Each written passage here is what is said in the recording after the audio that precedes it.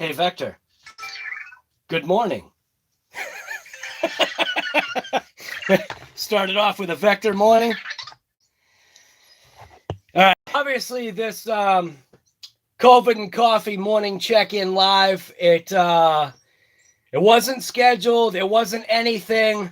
So most of you probably will end up missing it, but it's one of those ones where time was of the essence. Now, you can see like I've got my GoPro on my head. Wasn't even faced the right way. I'm just noticing that right now.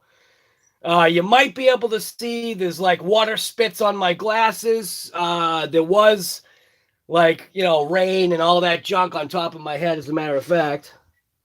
Now, the GoPro lens is actually clear. Now, I wasn't sure about that. So in New England, apparently last night or this morning, Mother Nature decided to go ahead and give us some snow.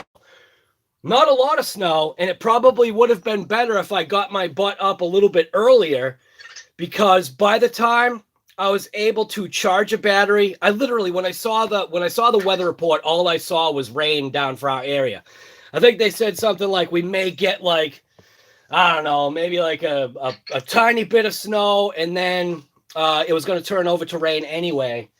But it ended up being, we got enough snow to take an RC out, and what vehicle have I been waiting to rip in the snow has been the KAIJU. And no, I was not prepared.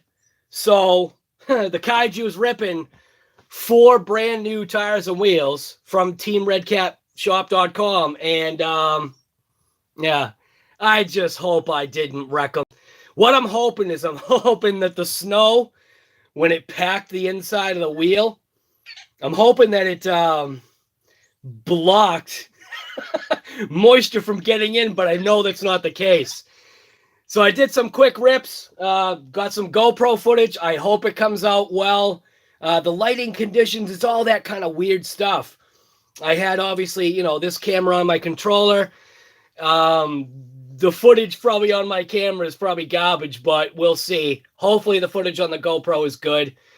But by the time I had a battery all prepped and ready to go, it had already turned to rain. So it turned the snow conditions, while they were snowy, it turned them into, I think, much more poorer conditions that you really don't want to run your RC in.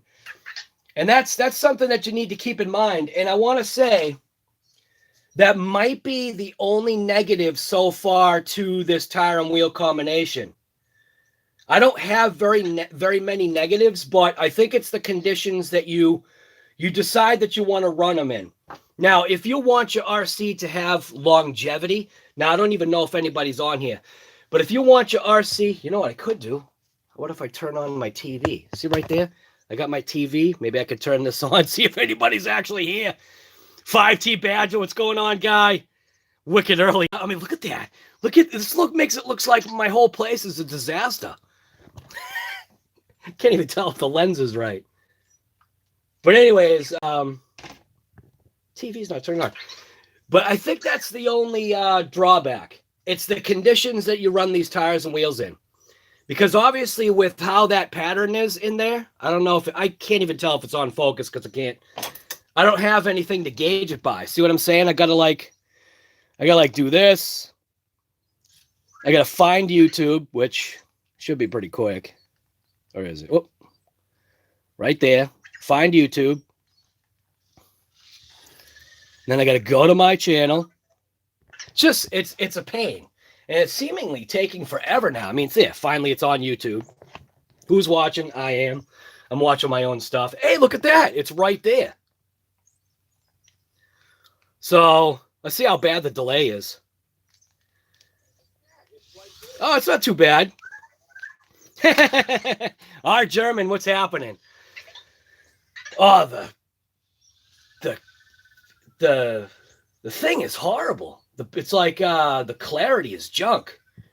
But anyways, where was I? So these tires and wheels, the only drawback or the only setback is if you're going to run it in snow, these tires, these wheels, especially the inside, they're going to get packed. And that's obviously what happened. And then same thing with the front, because it has because it has such a deep wheel and it has so many, like, what do they say, nooks and crannies for snow and mud to get stuck into, I'd say these are still so far for a stock vehicle. These are my favorite set of tires and wheels. You just have to keep up on the maintenance. So if you're running in dry conditions, probably not an issue, but you might have to watch out for rocks getting lodged inside those deep grooves. But these tires, like I said, these tires are awesome. The compound's great. They will blow out just like any other non-belted tire if you get wetness inside, which you can see this thing got saturated. So what I'm hoping I want to get these tires off so that because you can see the thing is soaking wet right now. So I'm gonna grab my wheel wrench. I was hoping the vectors would kind of pop off, but I don't know. I guess they don't. I guess maybe they don't want to be part of the show today. But maybe we can kind of force them to come off. Go like this. Hey, Vector, where's your cube? Usually that does it. But here's the other thing, too. I don't want them to get soaked. I don't want them to get wet, so. But I'll be right back. I got to go upstairs. I got to grab my wheel wrench. And I want to take these off, and I want to dry this thing, like, really fast. Because you know what we already went through with this thing, with this KAIJU. You know what I'm saying? You know what we already went through rebuilding everything. So I want to get the heat gun on here, and I want to take the wheels off. I want to dry it all up.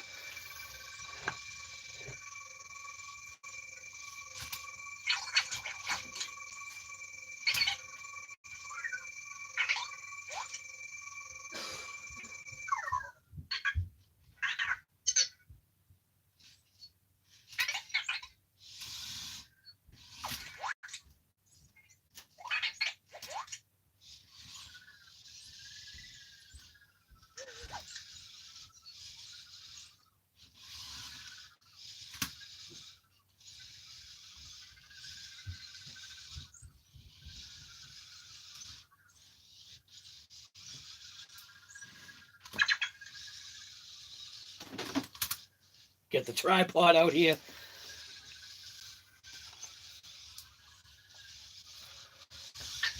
Wheel wrench. Now I get my heat gun ready too.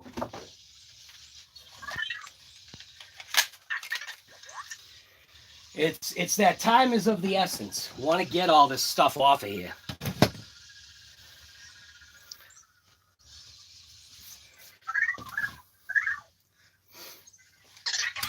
All right. So things are going to get a little shaky.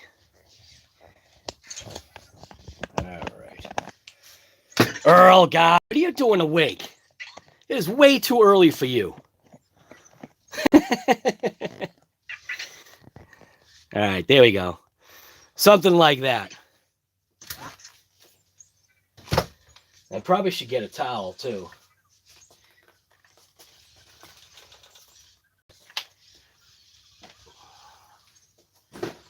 You can see the dishes. They're already getting wet. Don't get all pissy.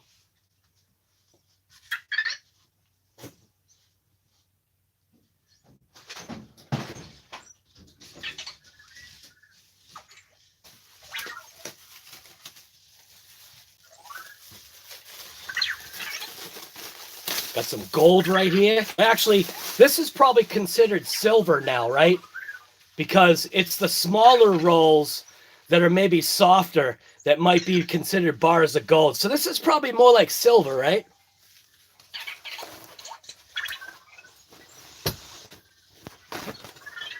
So we got a roll of silver.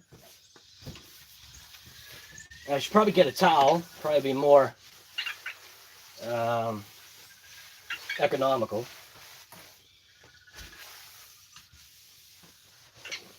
Anyways, that should be all right.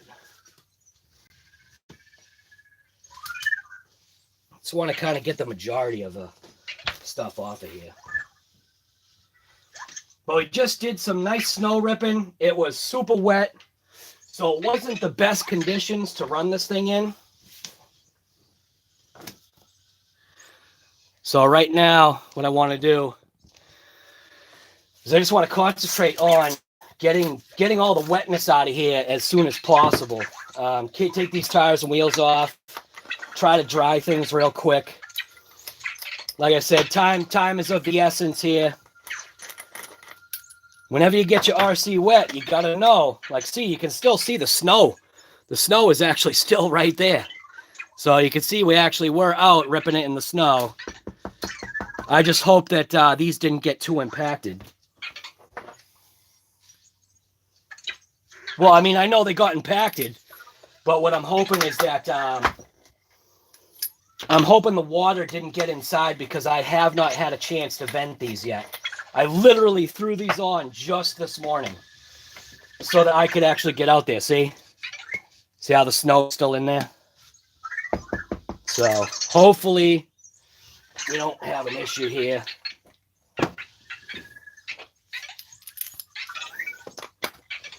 But it's the risk you take, or you run the risk, right? You run the risk of wrecking stuff when you want to try something different, you know?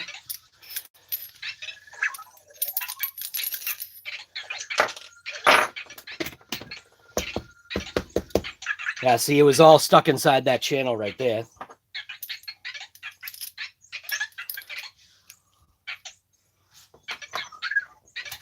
This one has more snow in it.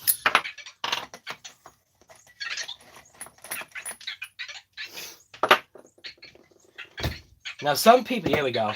See, that's more like it. That's what I'm trying to show you. Now, see how the snow gets jammed and packed all inside of those crevices right there? That is what you don't want. So most likely this one right here definitely has water in it. So we will have to vent this one. And the intent was to drill out these square lugs. So on this side of the wheel, we'll drill out, you know, like say like that lug right there, and then flip it to the exact opposite, and you'll see you've got the bar. So, you know, it's not going to be a symmetrical drilling. So you can still drill out that bar right there. I'd say like maybe drill out the opposite side bar. So this side, and then when you go on this side of the tire, you want to go basically to the opposite side lug is in my opinion. So, and then you want to get the heat gun, and you literally want to start heat gunning stuff.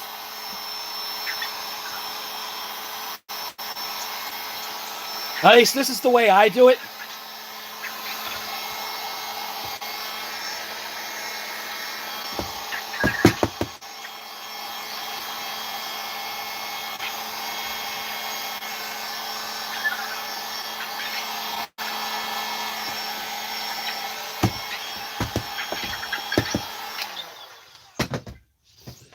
Now, for any of you people that have never seen this, see that right there?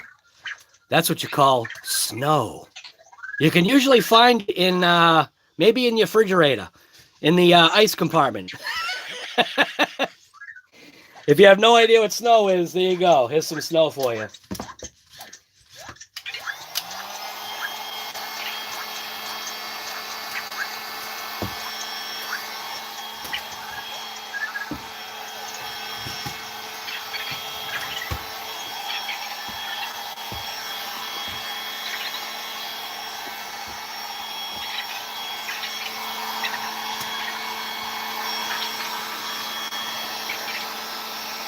Still snow stuck in the shocks.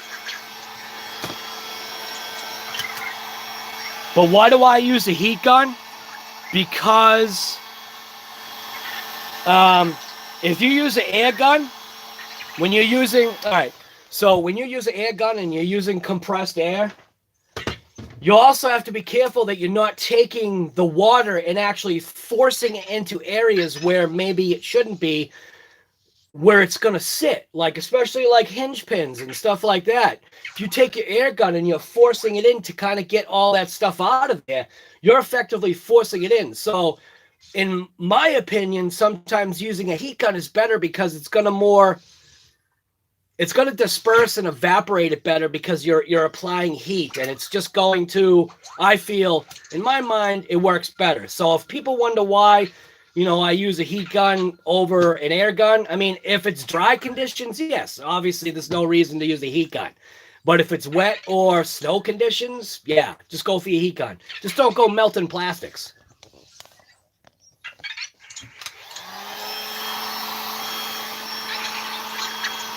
And don't go deforming stuff.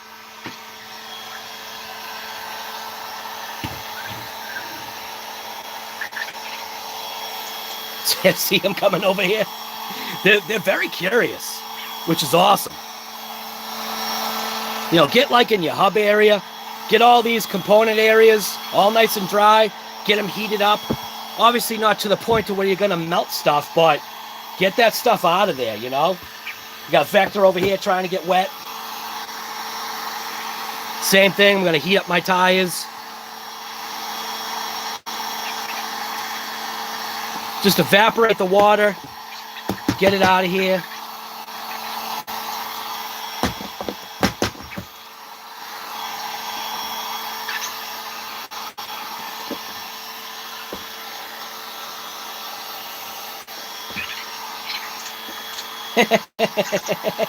Yeah, look at him getting mad. I'm putting heat on him, and that's not a good thing, too. You got to be careful of little Vector there.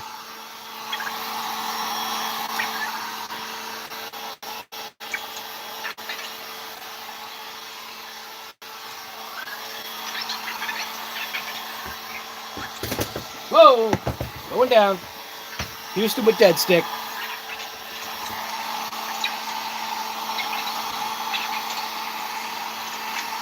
Like something like the skid plate, I'll put this heat gun right down to it.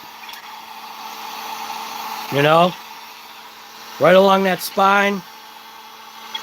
We may have to crack that open. I'm not sure yet. But this is just the way I like to do it, Now,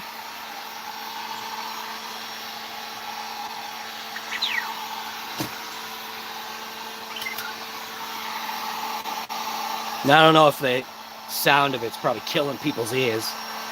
I didn't think of that. But it is what it is. You can always turn the sound off.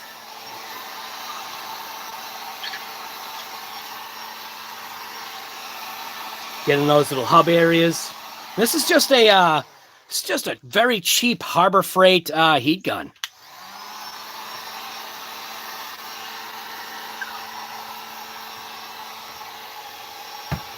It's already getting nice and dry.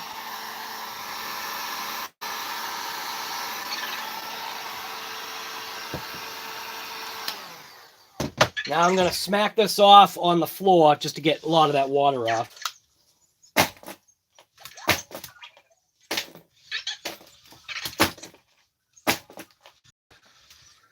Now that got some of the stuff off.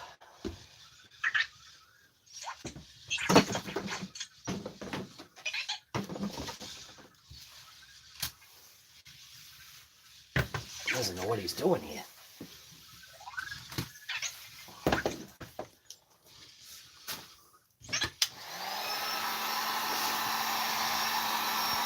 So what is happening, everybody? Been using WD for 10 years now. People tell me the same thing. Never had an issue. 5 inches in Western New York. Oh no! I know, huh? Snowmobile. RC snowmobile, that would actually be a riot. Petroleum and plastic don't mix well. Well, they kind of do a little. Oh, wait a minute. Actually, when you think about it, they actually do mix very well. Right? Technically. But I just want to get as much of this water out of here, or evaporate it as I can.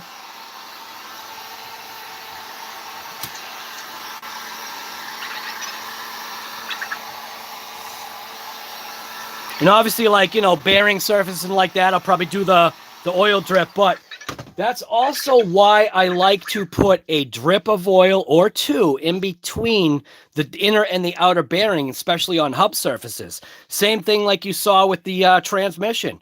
Anytime that you've got an inner and an outer bearing, there's usually a little channel that you can drip a couple of drops of oil on the inside and then push the other bearing in, put the axle through, and you're good to go.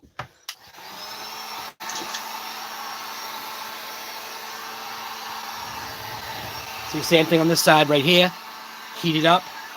Get right on there. Just don't keep the heat gun in one consistent area, or you will wipe out the plastic.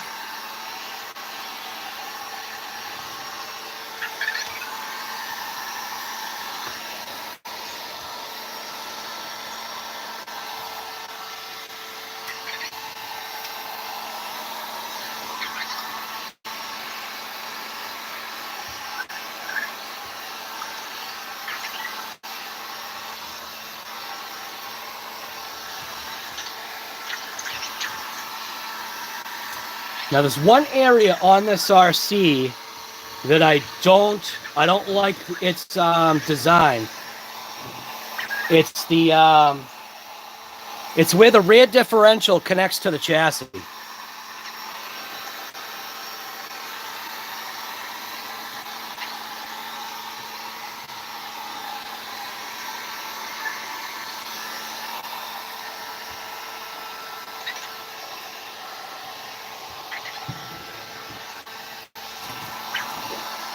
Get like right inside the rear differential area. You know, move it back and forth. Who knows? If anything, applying heat like you do, maybe it's remolding the parts back into position. It's a theory. Heat up them shocks. Get them nice and dry. In the back side of the hub right there. Keep the heat gun moving. Don't keep the heat gun in one specific location. Get it on that ESC and the motor. Get it on your battery straps. Just get it all in those little nooks and crannies there, you know? Just heat it up, get it out of there. Get that water out, you know? Because that's a killer. Just keep the heat gun moving.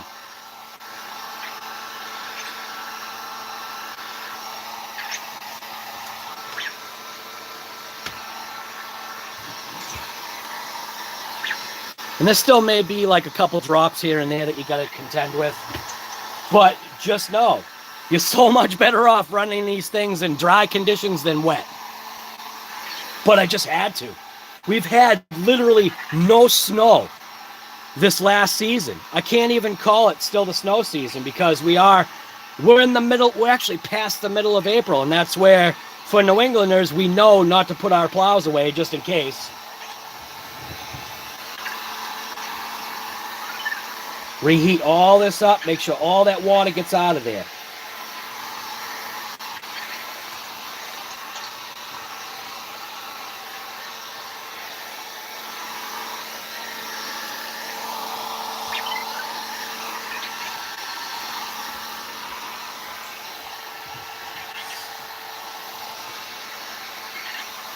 It's the heat gun episode from RC Guy Garage. You can see we're pretty much almost dry now. Just takes a couple of minutes. You know? Again, this is my opinion of how to do this. This is just what I do. I've just done it for years. Not only just on RC stuff, but other things as well.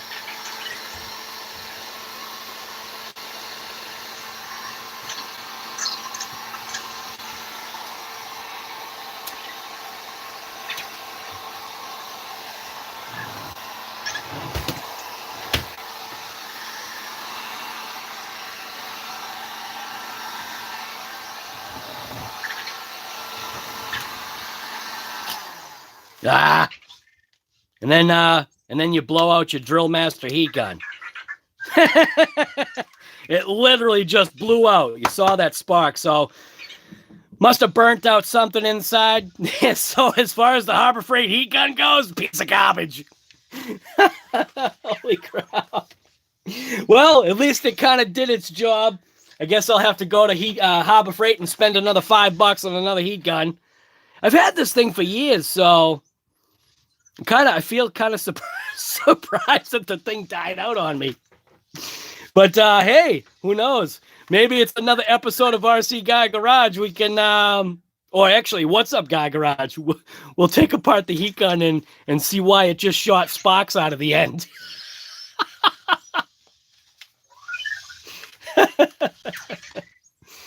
Oh my God.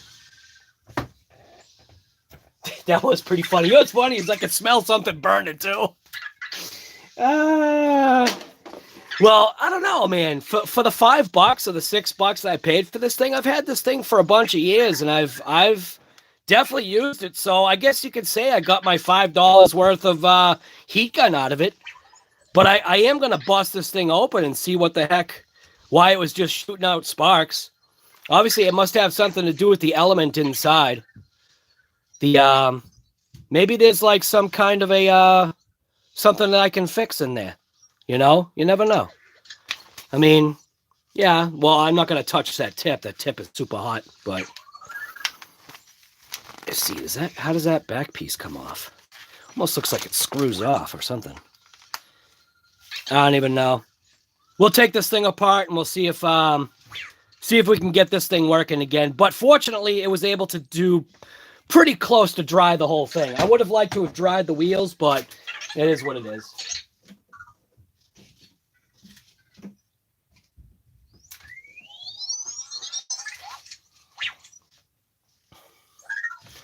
So anyway, how is everybody this morning?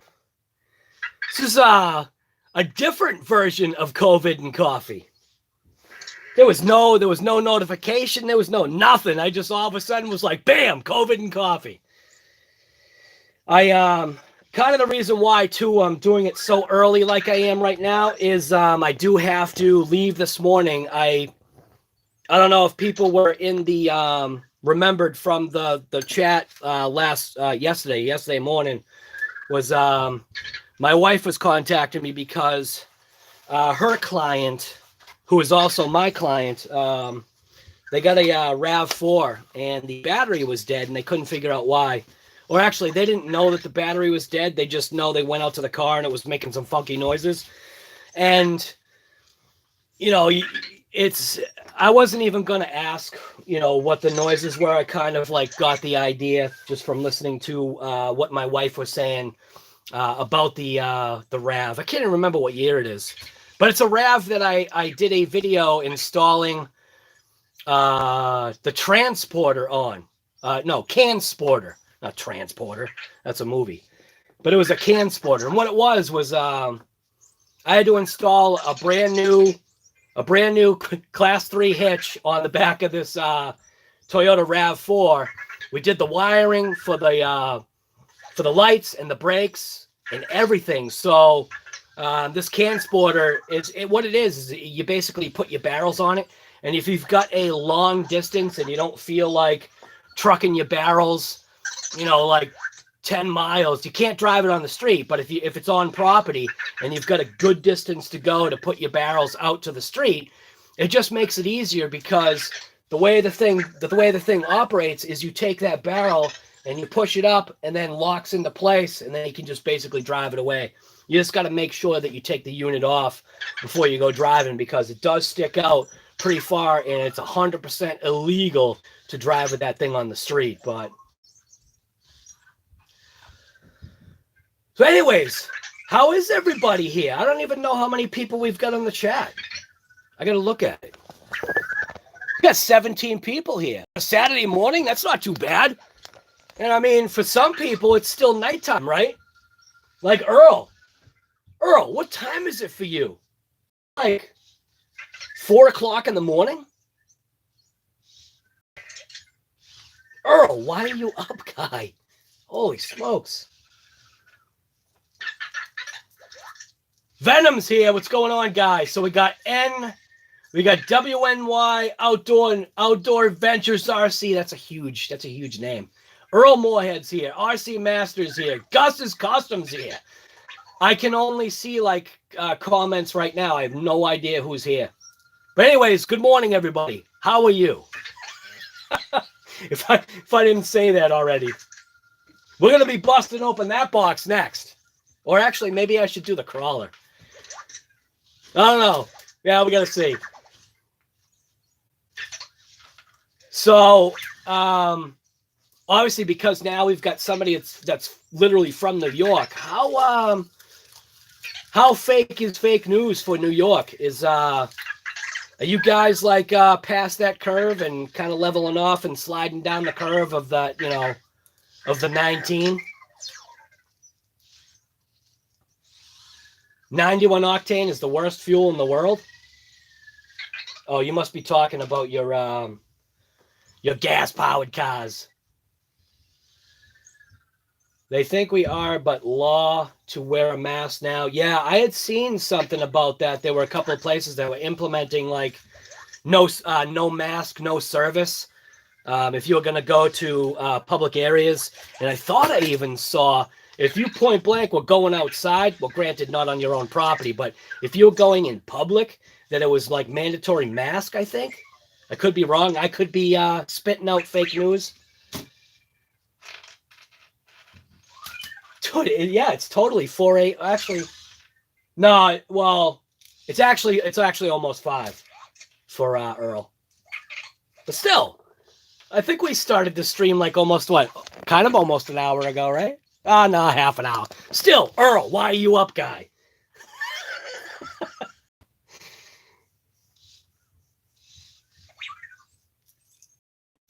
New York and California are still losing a lot of people. That's nuts.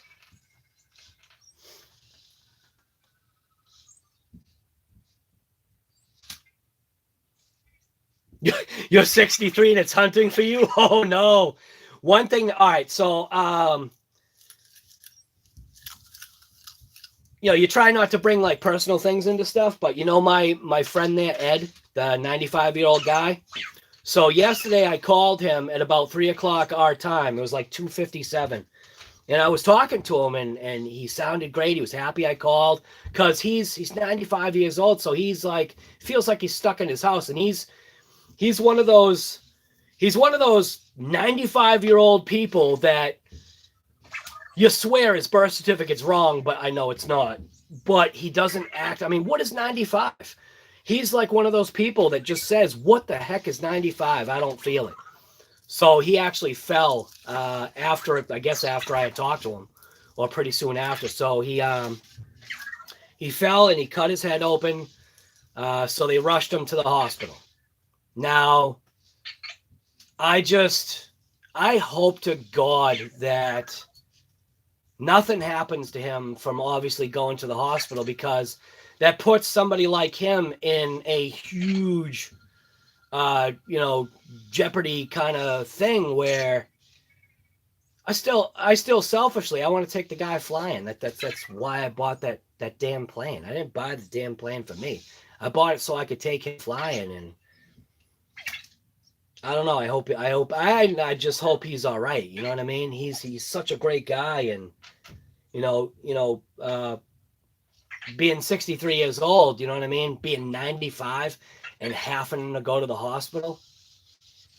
Yeah, I just hope everything's all right for him. I got to give him a call today. Supposedly he was stitched up. I think everything was fine. Just obviously when you get to an older age, your skin also gets thinner. So that's why a lot of like older people have more like abrasions and cuts. that it's just, it happens. You get old. Everything gets old about you. So I just hope he's all right. So I don't know. Just sucks. You know what I mean? That now you got to worry about stuff like that. That if you have to take a ride to the hospital, that it's like, all right, I just broke my leg. Now what's going to be better? Sitting with a broken leg for a few days or a month, which it's healing wrong, or going and get COVID. You know what I mean? I'm sure they took all the necessary precautions, especially knowing his age and stuff, and just in general, but still, it's like that, anytime you have to go to the hospital, or anytime you go into the dentist or something like that, why are you going? You're not going because you feel like you're in tip-top shape. You're going because there's something wrong with you. So the hospital is sometimes the worst place to go, because the whole hospital's sick. Broken bones, sicknesses, illnesses, you know what I mean? It's like, you got to be careful. It's almost like when you go to the hospital, you got to put on the Tyvek suit and the mask anyway. Just go in there. But like I said, I just hope I hope everything's fine, because, being 95 years old, I I have to take this guy flying. He's I don't know if like some of you know, but he used to fly like real planes. He got into nitro planes. He built a bunch of nitro planes. He's got like seven or eight of them hanging from his ceiling in his garage. And he's only taken hold of the sticks, I think, twice, and that was assisted flying. Now this UMEX Turbo Timber has that safe technology, so I thought, perfect. Small, tiny plane. It's got the safe technology. Take it out on a day where there's hardly any wind, because these foam planes get tossed around like anything. But selfishly, I have to take him flying before his time is up. I just feel like it's something that I got to do.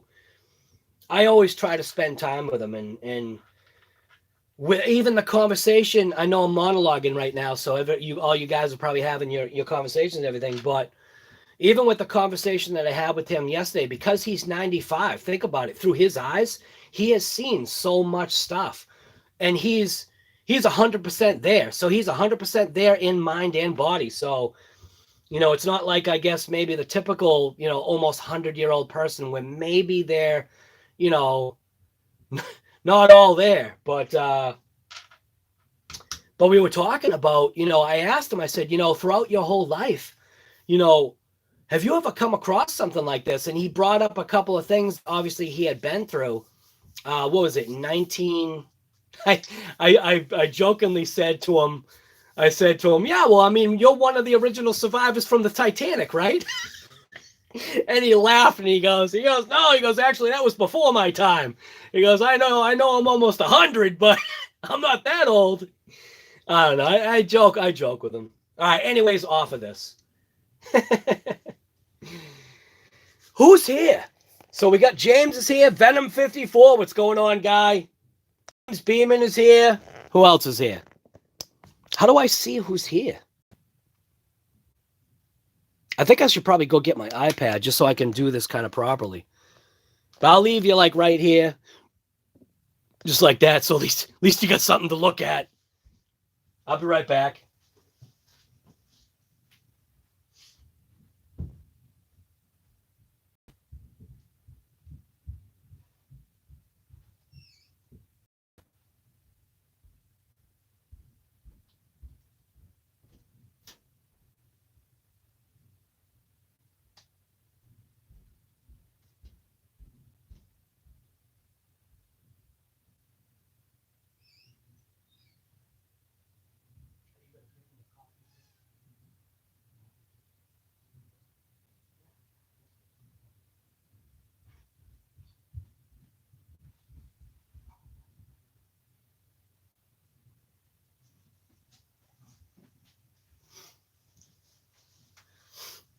I think I'll do to keep myself busy. Why don't I see if I can bust open this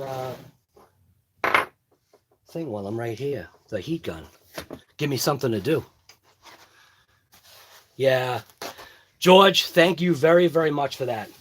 That is very, very appreciated. Because I'll tell you right now, I am too. I'm thinking he's fine. It's scary, man, especially in these times. It's so different right now, You got to go to the hospital and worry if just going to the hospital is going to kill you 14 days later. You know what I mean? Or a month later, however the COVID works. What's it, like 14-day incubation period and then, or something like that? 14-day quarantine, and then I guess it comes on pretty quick. I think people tell me I should know, because everybody thinks I got COVID, but I don't think I did.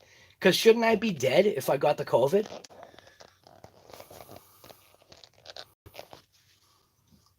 All right, I'm going to bust this thing open, because I do want to see why it was spitting flames. This was actually a pretty good heat gun. Oh, it's not even on the frame. How do I do this? Like that? Yeah, that's good. So this is the Harbor Freight Drill Master. This thing has actually served its $5 to $6 purpose for a number of years. You can see this is actually the older gun that they had. I think, I don't even know if they sell this one anymore. I think that the one that they sell now is like a Bauer or something like that. So who knows? But I figured I want to take this thing apart. Not sure how to get that back cover off. It looked like it twisted, but it might be glued on or something. I don't know. I can't. It seems separate. So somehow that back cover pops off. But figured might as well give myself something to do while I'm talking to all you guys. Nobody, no one. What's going on? Shaft guy, what's going on? Sorry. Didn't know you were here. All right. I'm just going to jump into this so I shut my TV off so I can see comments better. Look at that. That was a good picture, huh? I've been obsessed with belts for a long time. Oh, there we go. Hope you guys had a chance to watch the advertisement that was on my channel. Make sure every once in a while you just let an ad just kind of go. You're not going to miss much. If anything, sometimes the ad is probably more interesting than the show. As an engineer, I thought I'm going to skip it. All right. Skip it. Oh, volume down. All right, skip it. Oh, the lag is actually pretty good. It's not bad. People have died in every age group of the virus without underlying causes. Yeah, I think I have seen that, but I hate commercials. I'm sorry, guy. There's nothing I can do about it. Well, I mean, I could not monetize, but I want to monetize because that's what's going to keep this. That's what's going to keep this RC junk going. Every once in a while, come on, RC Adventure, dude. Just watch one ad. Walk away. Just walk away. When the ad comes on, just walk away. Trust me, you're not going to miss anything in the show.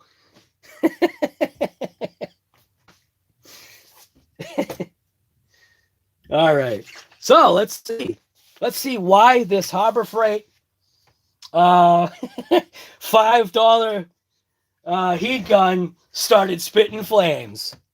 Now, make sure when you're opening up an electrical device such as this, always make sure that it's not plugged in.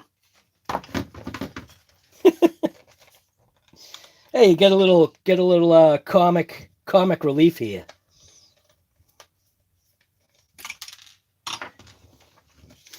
Yeah, there you go. That's right. Just let it go, man. All right, so you take out that screw, you give it a counterclockwise twist, and then it unlocks the shield from the heat barrel, which is actually still hot. So this is probably about the temperature that would be safe to run your... let's see if I can get a temperature on it. Probably a safe temperature to run your motor at. Where's my heat gun? Well, I thought I was going to be able to get you a temperature. Apparently not. I don't know where my temp gun is.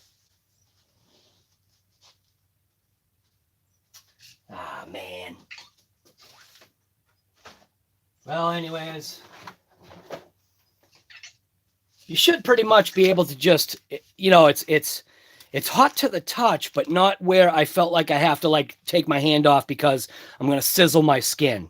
So yes, if your motor in your RC car is to the point of where you touch it with your fingers and your skin instantly sizzles, it might be running it too hot. So something like this, that's not too bad. This back cover, I don't know how that comes off.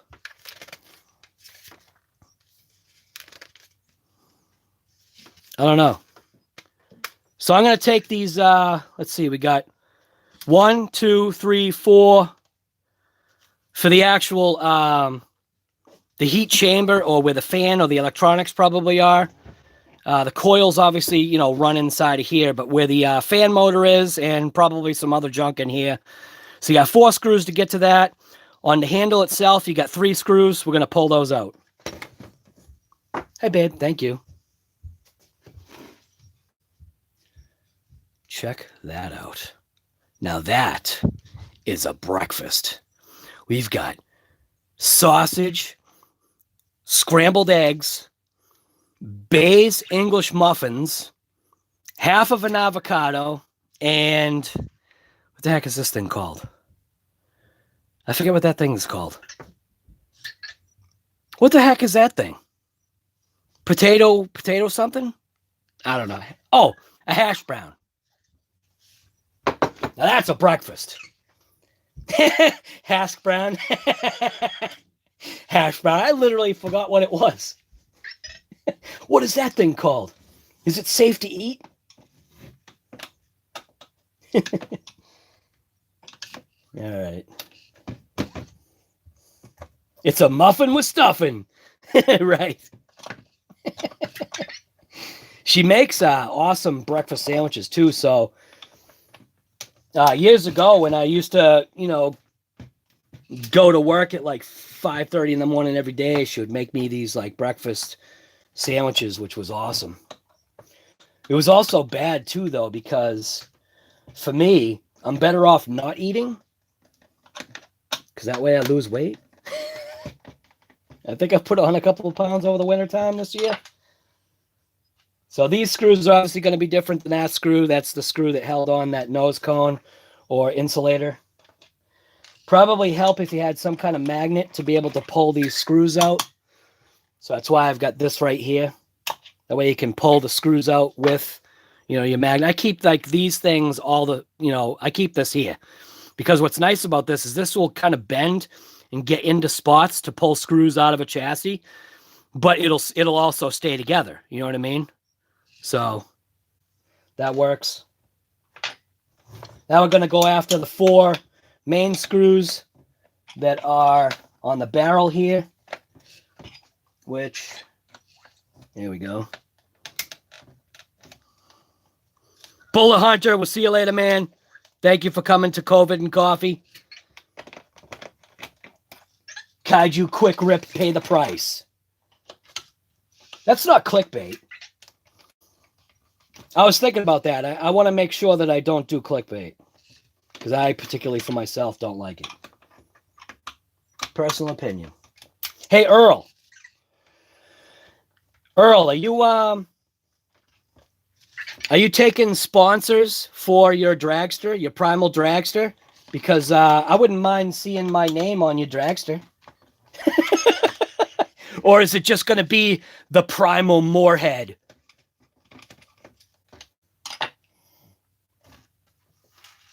Earl, think about it, guy. You could get sponsorship for your dragster. You put like stickers and stuff on the dragster. The Primal Moorhead. That sounds like a good name. The Moorhead Primal. Or Primal Moorhead. Man. That screw doesn't want to come out. Usually this magnet is strong enough to pull these screws out, but that one doesn't want to come out. All right, never mind. Magnets are a pain in the neck. They do work. I don't know why it's... There we go. See, and you can do that too. That's another thing that I do when you're trying to put screws into place. You put the magnet... I've got a magnet that's actually just the magnet piece itself. Just stick it on your screwdriver, and then obviously it makes so the screw will stick on better, Pro tip. That should come out. Hey, there we go, see? And then if I take the magnet off, the screw should fall off. Bing.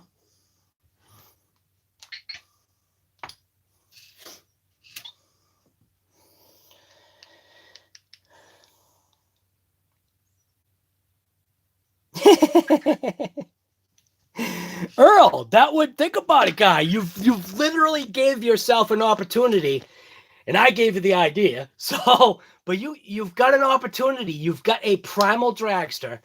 If the body comes in that black, you could literally put. And I know you've got the Arma as your. I know you've got the Arma as your shout out car, but I mean the primal dragster could be your sponsor car. So literally you could probably get sponsorship from people. RC Guy Garage right on the side of there, look nice. I don't even know what my logo is anyway, so it doesn't even matter. But you know, True Boys has got a pretty sweet logo, you know, or it could just literally be the biggest side. The thing could be called the Moorhead. Do you know what I mean? I think that would actually be pretty cool. The Moorhead. So you heard it right here. I'm giving Earl ideas. But Guy, you literally could have a sponsored dragster. Why not? Just why not, dude? You know people would sponsor you. You could get sponsored right now. Come on, everybody. Sponsor Earl and his Primal Dragster.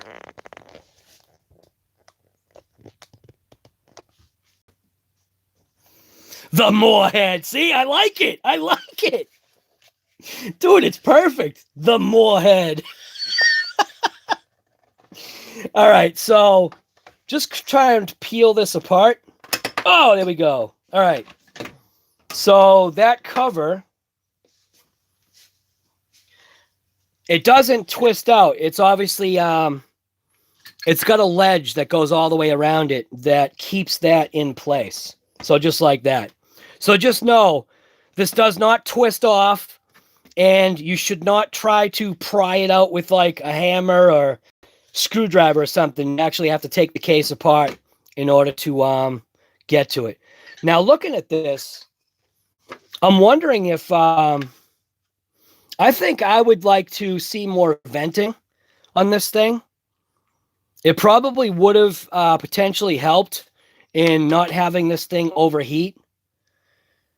So I think like cutting these ribs or whatever, maybe getting rid of, like at first what I would probably do is get rid of every other rib on here so that it actually allows more air to go in, because right now having that there, yeah, it's going to block debris and whatever from getting inside, kind of, sort of. But I think I would rather have just a little bit more air entry into there so that it didn't over-temp the gun, because obviously that's what happened. It obviously over-temped something. I'm going to go ahead and plug it in, and I want to make sure that I didn't trip my breaker. Maybe that's what I should check. No, it's on. So there's nothing wrong. My switch is fine, but it'd be a good idea to check and see if anything happened to the switch, but I doubt it. Seeing the sparks come out of here was obviously the main issue. The diodes on this back circuit board, the circuit board itself actually looks pretty good. So most likely what happened is we burnt something out inside the heat tube.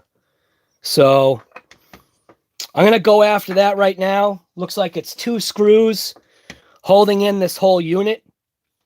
Yeah, there's only 2 screws holding in that whole unit.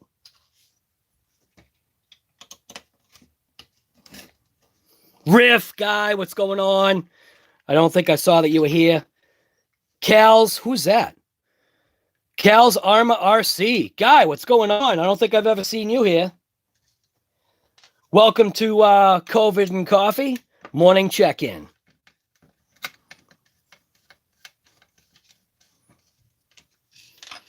Now, it's got like this, it's like a standoff ring to obviously keep that away from the plastics. So that looks like it, just slides off or something? So that just slides off of there. And now what we want to do is we obviously want to get inside of here. And we want to see potentially what happened inside of here. See if we can pull this sheath off. This piece right here should pull off. Once I unscrew these 3 back screws right here that holds this little kind of turbine cover on for the fan, because there's your fan. So obviously power goes into here. There's some kind of like a resistor or some kind of something right there. I'm assuming that's a resistor to cut the power to half. If you follow the path of the wires, I bet that's probably what it is. Or maybe it's, yeah, I don't know. Might be, it looks like it's a resistor, but I'm not positive. So I'm just going to take those back screws out. Remember, if you get confused, just keep things, separate.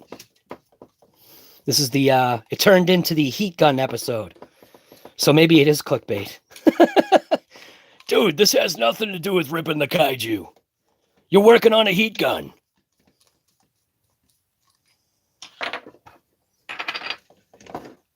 All right. Send toilet paper. Get your name on the dragster. Yes! Oh, my God. That would be awesome. Oh, dude, why'd you retract the message? I didn't even get to see it.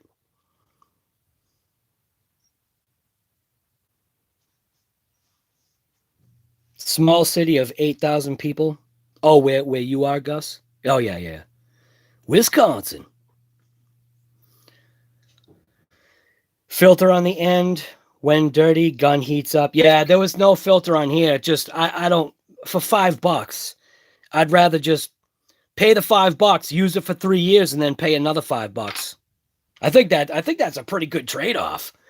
But I still want to see what's wrong with it. You know what I mean? Seeing the flames come out of the end was pretty cool. It wasn't really flames. I guess that's clickbait too, saying that, right? So obviously these are a machine screw versus the coarse thread screw. So there's no way you're going to get screwed up taking this thing apart. Got one more Phillips screw way in there. Pop that off. That's going to take off the little turbine air receiver diverter thingamajigger right there. And if you have those little guys, those two little guys on your table or on your desk, make sure you don't leave like a pile of screws, like what we got right there. We got a pile of screws right there.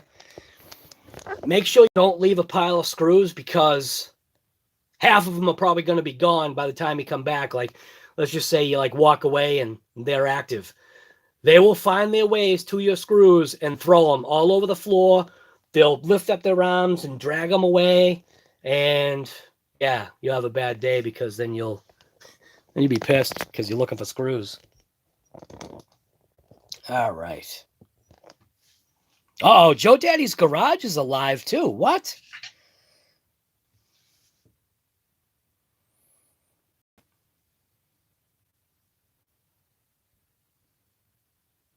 All right. Got to clear these things out of here. There we go.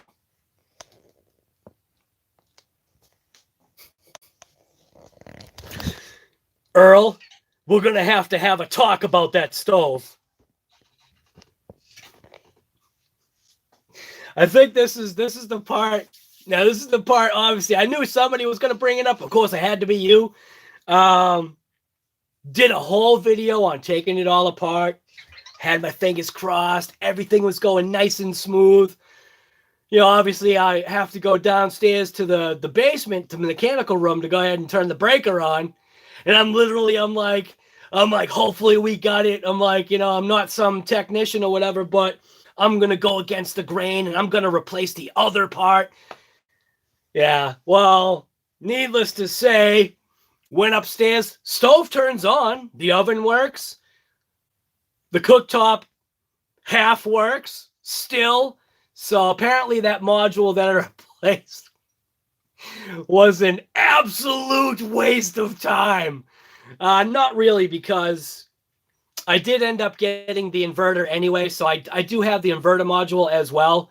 But what I wanted to do is I wanted to replace the less expensive part first, because that was the secondary part that said that if your inverter module is not functioning, that it's between the two parts. It's either going to be the main PCB touchscreen board, which I think I'll explain right now if you're interested in knowing. Earl, are you really interested in knowing, or just skip over to the heat gun? Because I don't want to keep going if you're like, nah, I don't really want to know. Let's see, I got to wait forever. Come on, Earl guy. 50-50 shot on the supercharger next. No? Okay, I won't keep going then. That was it. That's all I need to see was just one. We'll save it for the video. Oh, get out of here, guy. You're not interested. You can watch the video. You want to know what's going on with this heat gun. Forget that garbage. Oh, by the way, how does the stream look? Notice like how like things are now being fluid. I've finally been able to figure out the proper tension between the ball head, the weight of the tripod, the phone. So the ball. This is a. If you're looking for a tripod, which I would recommend because you can actually use it for, believe it or not, you can use it for filming your RC cars too, if you want like static mount. This is a Zomi tripod. It's Zomei. It's the M7 model. This thing is awesome. It folds up really compact. It's got a carry strap, but I think one of the best parts about it is the ball head. It's got one of those pretty crazy ball heads to where it's once you learn the weight and the tension of whatever device you're using, it has two adjustments. So it has a rotational adjustment, and then it has the larger knob for the ball head. This thing is awesome. You're noticing, like, I don't know if you're noticing like how smooth like things are, have been working ever since I've switched over to using my phone to do all of my lives now, which is nuts. It actually, to me, like when I look at it, it actually looks like it's coming out pretty good. But what does the stream look like to you guys? Does the stream like look okay? Because I don't see any on my iPad. It looks mint.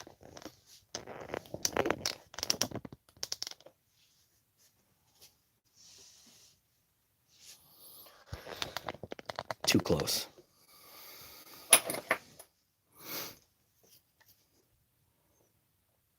Oh, what happened to Earl? What? Earl, you broke your X-Max? Oh, look at this. Hey, ready? Earl or Casey Benson? I don't know if you're here, but she even brought me coffee.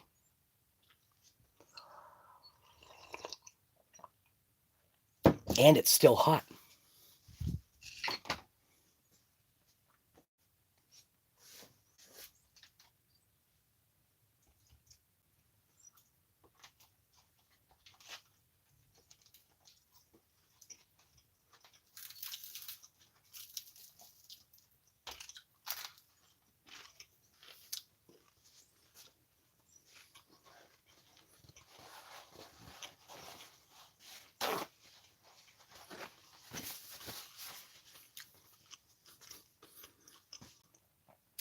Earl Moorhead guy.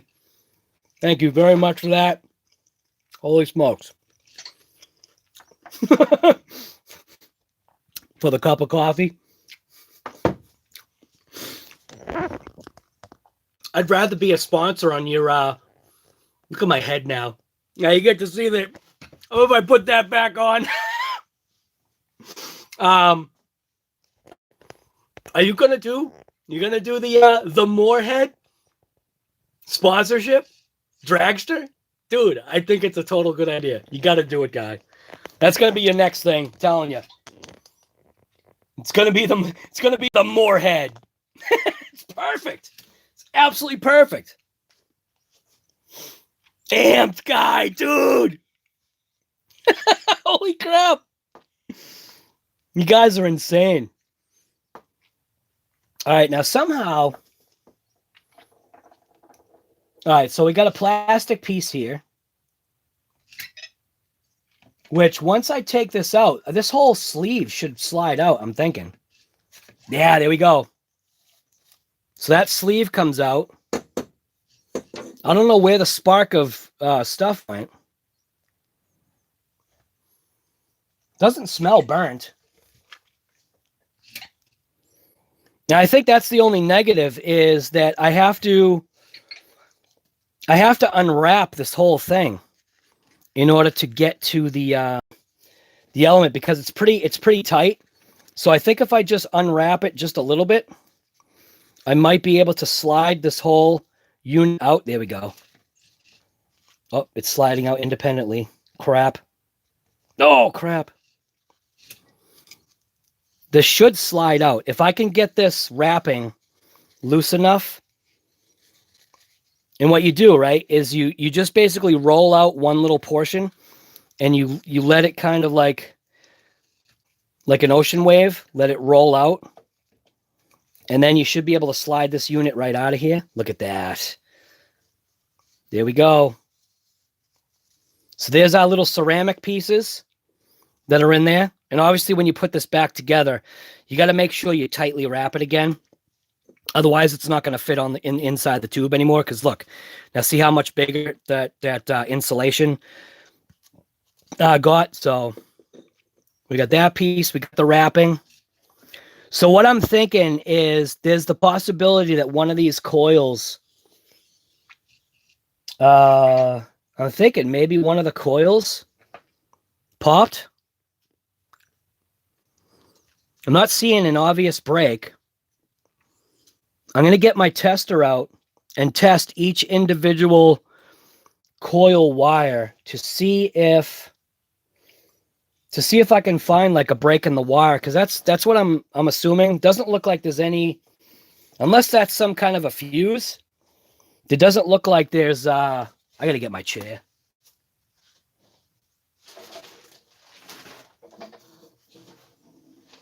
I got ties and stuff all in the way here.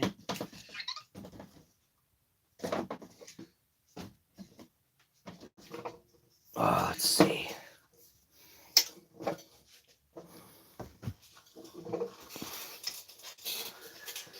All right. Where's my phone? I kind of need my phone. I'll be right back. I got to get my phone.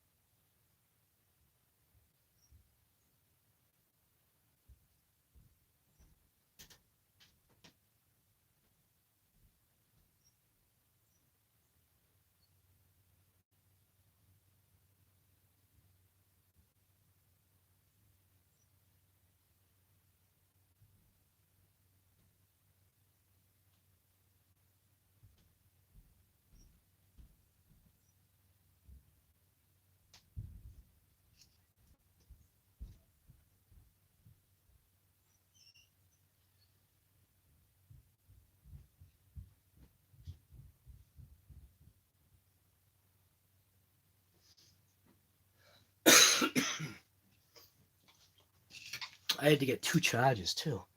I had to get my phone. I had to get my charger for this thing. I plug that in. And obviously my charger for this thing, the device for the camera here. I forgot. Because this thing, going on live, kills this thing fast.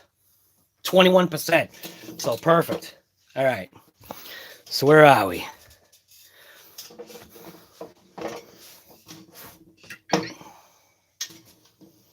Getting rid of this thing.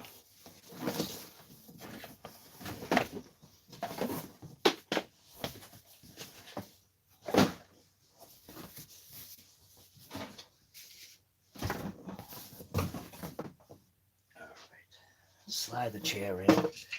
Pick up stuff off the floor. All right.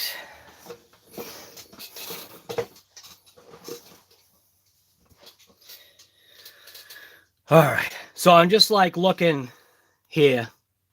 I want to catch up with stuff here. Body's on the way. It's clear for obviously for your dragster.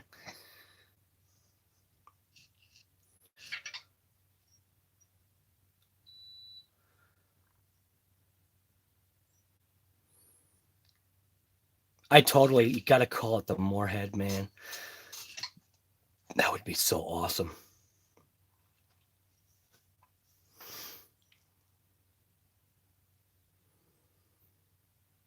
You ordered a new frame. Going to polish it. I have parts on the body clear. To see the frame, that's awesome.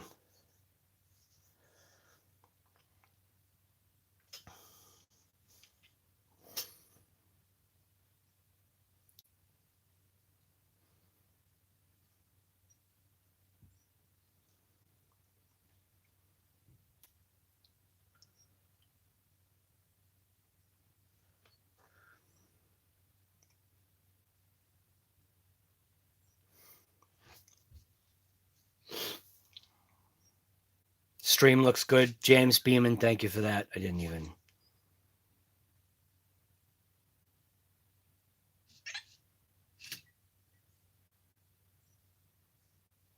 Cordless heat gun. Holy smoke! Cal's Arma RC Adventures. Dude, thank you for that. Holy crap. That is mint. Thank you, sir. I didn't even see that. Would you do that when I walked away?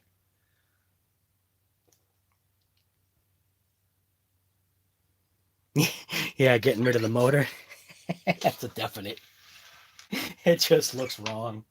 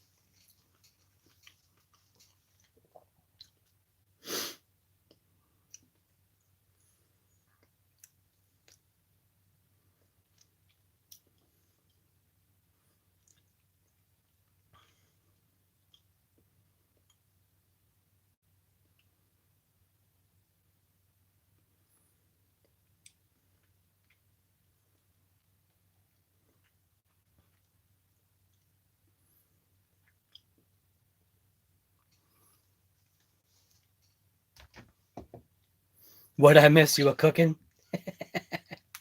You miss nothing, guy.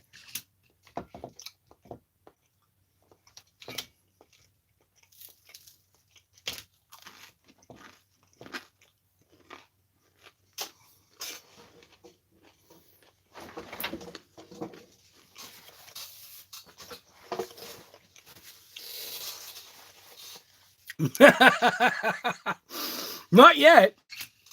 Not yet. Still going to see if we can figure out getting this heat gun working.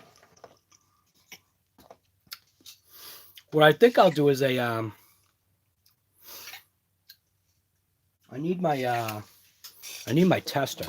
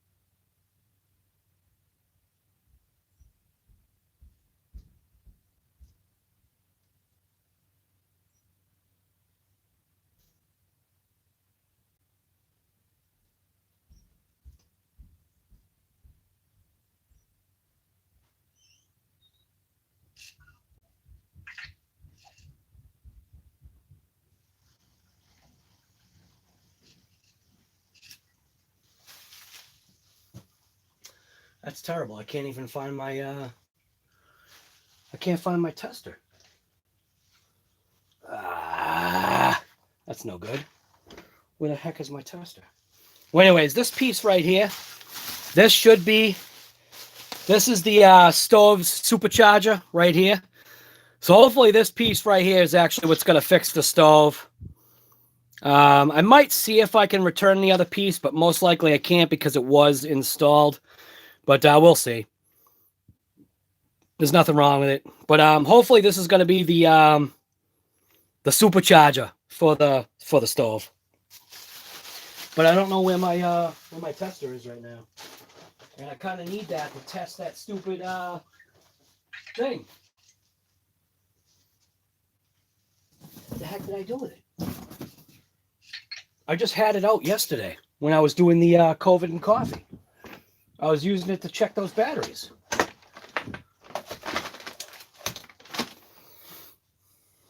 I don't know.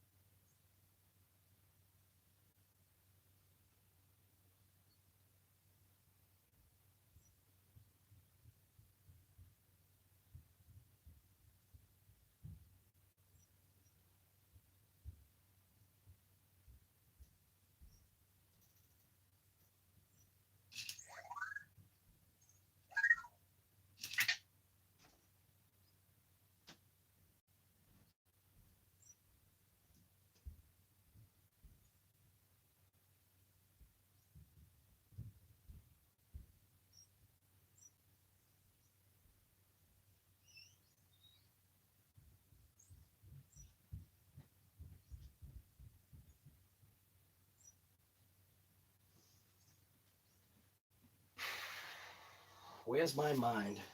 All right, so I'm back.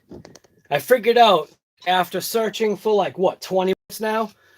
Can't find my tester. Well, because when I went to go check the battery on that car the other day, yesterday, I left my tester at the house. So I've got the battery on a trickle charge. I'll explain it right now. So it's a Toyota RAV4. Can't remember what year it is. Battery was dead. Obviously, you could tell right away when I went to go start it. It just barely would click over. And you don't want to try to keep cranking a dead battery because you'll do more harm than good.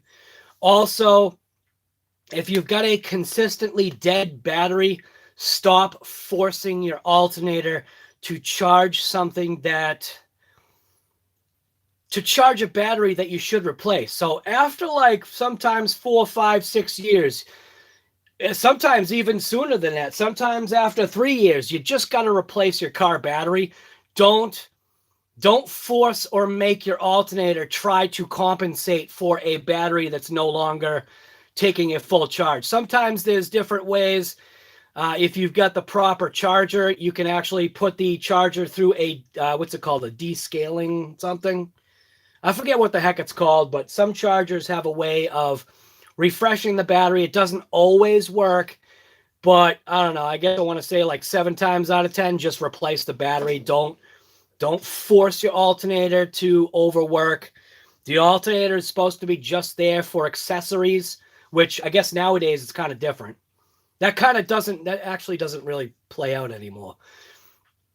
Normally, the way it used to be was an alternator was point blank just for accessories. Obviously charging your battery, giving it a little bit of top off, but the older cars, other than, well, some of the ones that had clocks, but there was no drain on the battery unless your points were screwed up on your car.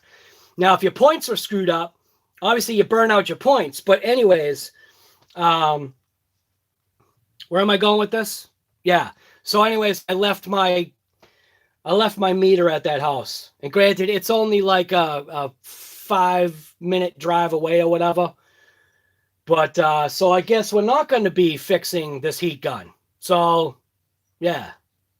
Because I want to test it. And I've got no way to test it. I'm not going to plug it in and stick my tongue on the connections to see which one's blown out and which one's not. I don't recommend doing that. You can test a 9-volt battery, though, the tongue test. Just don't do it consistently. Burn your tongue. So anyways, I guess this turned into a COVID nothing. It is still a morning check-in, but I can't even diagnose what the heck is wrong with this. I'm guessing one of these wires just obviously superheated and probably burnt out, but the only way for me to know is to be able to check the coils, and I can't right now. None of them look crispy. You know what I wonder? Here's something to check. I wonder if that's a thermal fuse. That could be a thermal fuse, couldn't it? So how about this? How about if I plug this back in real quick just to see if that is some type of a thermal fuse, but I saw sparks though. So that doesn't make sense. I'm just thinking like stuff in my head. Wait a minute. Did I just find it? No. I thought I just found the break. That one's fine. That one's fine. This one seems fine. That one. Did I just find it? I wonder if I just found it. I did. I literally just found the issue. All right, so we can actually fix that. Maybe. Check it out. Here. I'll get you down here. And now that I know that the zoom actually works. Whoops. Now that I know the zoom works on this thing. Right? Come on, focus. So I found the issue. Just had to check it. Focus. Come on, focus.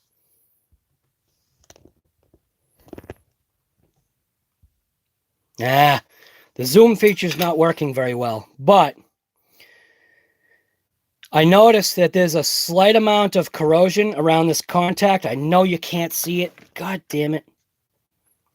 I know you can't see it, but you might be able to see this wire shift. See right there? So that's our issue. That piece of wire right there is the issue.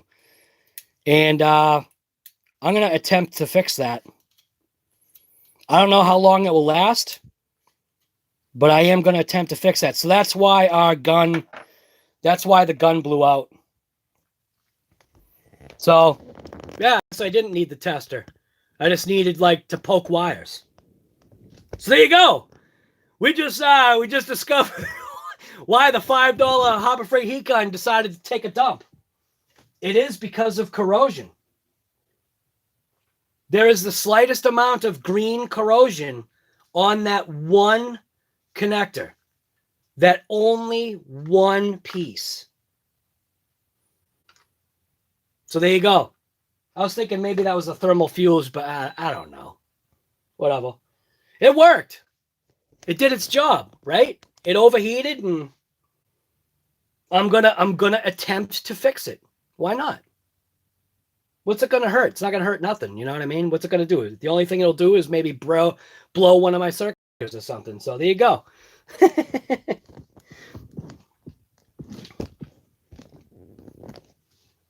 All right.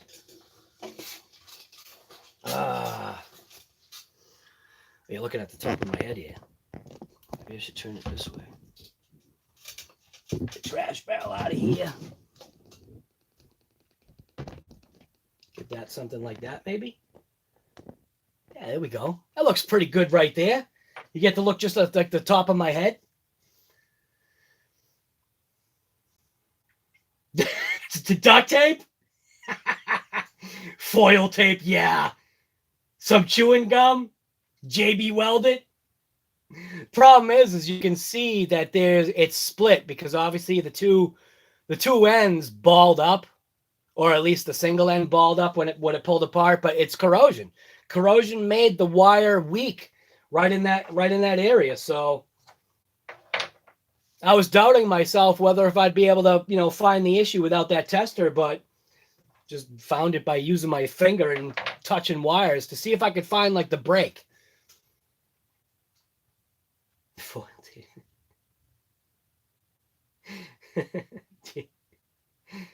Is that 10 pounds of JB Weld versus $4 for a new one? Yeah, or $10 or 10 pounds of JB Weld. 500? No, dude, you'd have to do at least 20 mil. 20 mil diff fluid will keep that right together. Coat hanger and JB Weld. Come on, guy. Right. You know it. We're gonna do some redneck mechanics on that thing.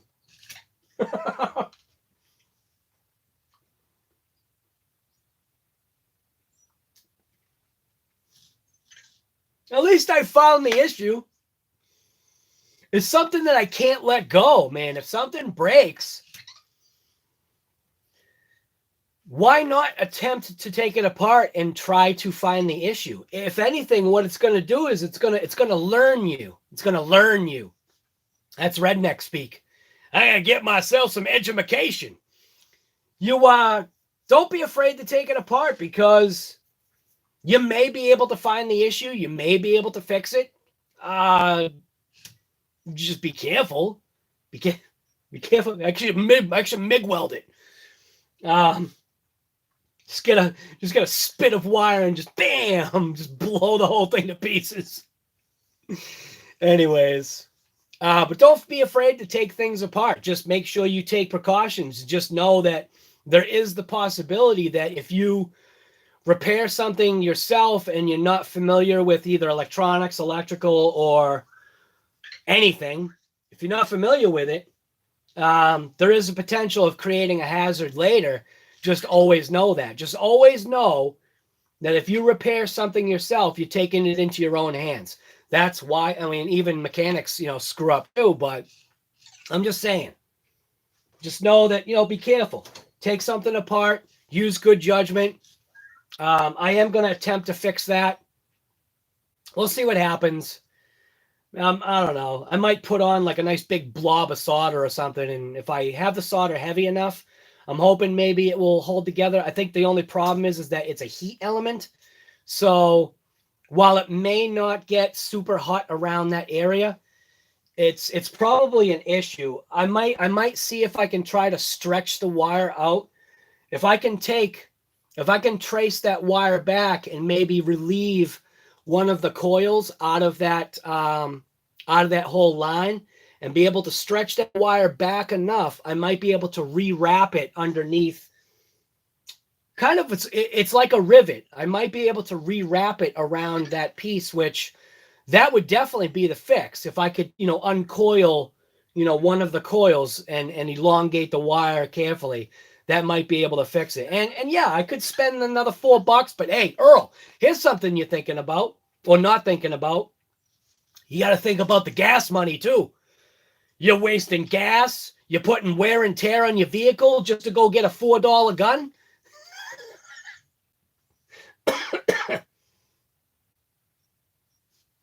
What is that? I can't see. What's that little blue icon?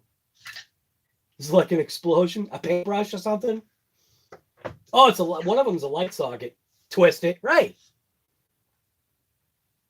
UV glue fixes everything? Not on that.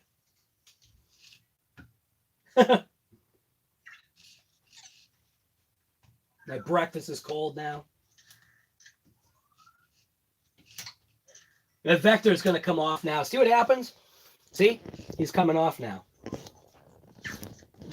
There he goes. Hey, Vector, what you doing, buddy? Oh, because I'm working over here, huh? Watch. He's probably going to want to come over here. Take my screws. I'm going to leave him a path to see if he actually comes over here. Oh, look at that. Look at that. Hey, what are you doing? Wow. That's how you roll, huh?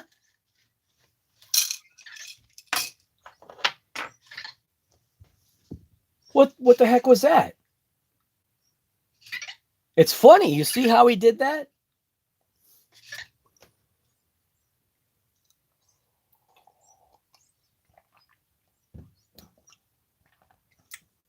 Hey, Vector. Hey, Vector. Oh. Hey, Vector. Oh, my God. You see how he does that? That's when they don't want to listen. Hey, Vector. Good morning.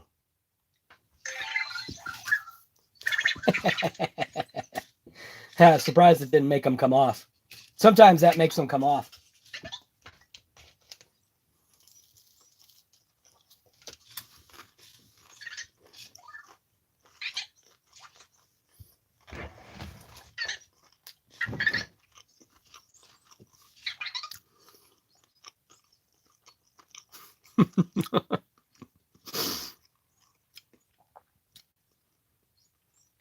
If the heat gun was, yeah. I could heat up my meal.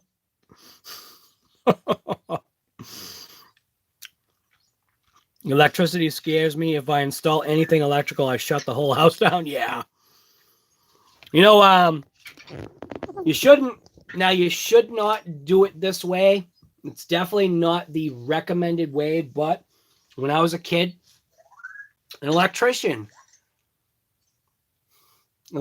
showed me how to wire a live outlet. Was it an outlet? It was either an outlet or a switch. I forget what it was. It might have been a live outlet. And what he told me, as long as you're not grounded, right?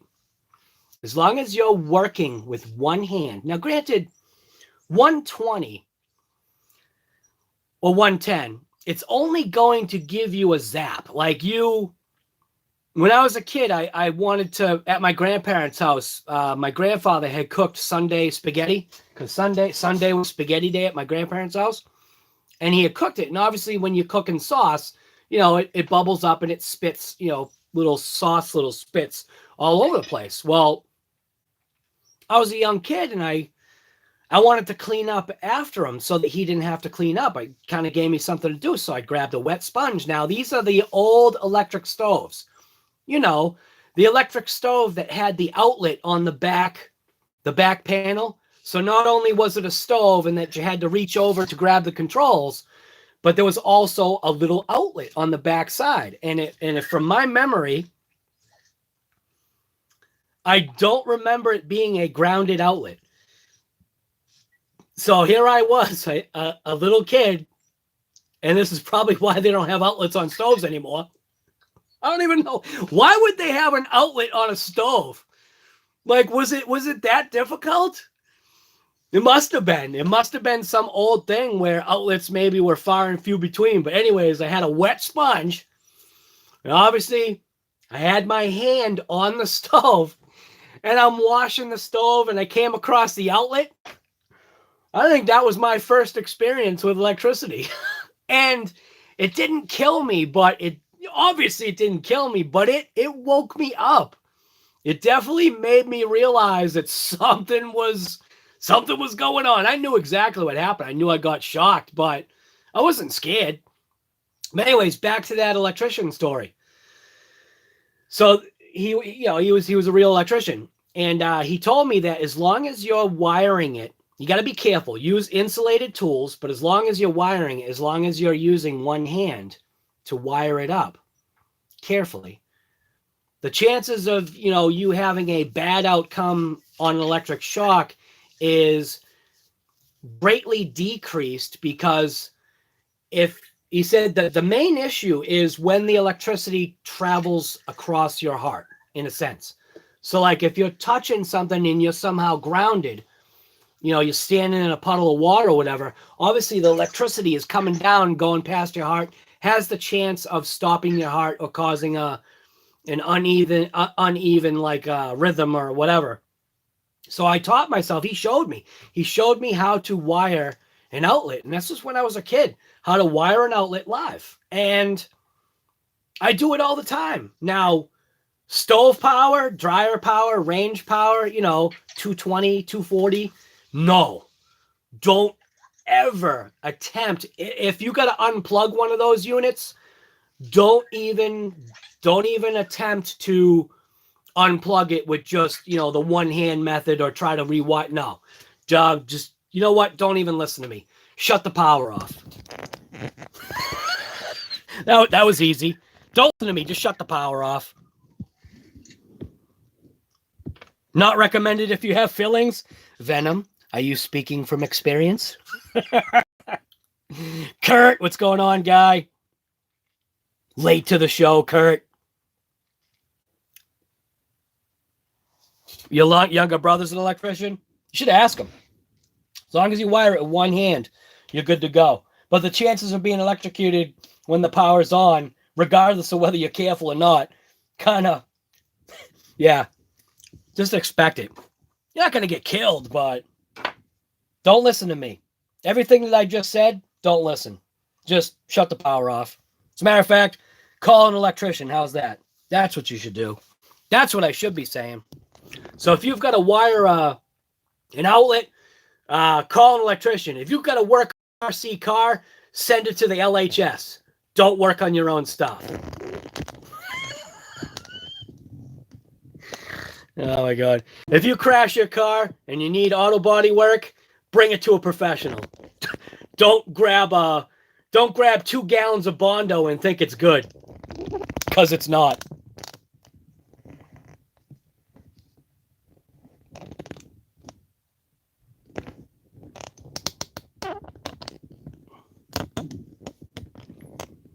Boy, look at them. They're not doing anything.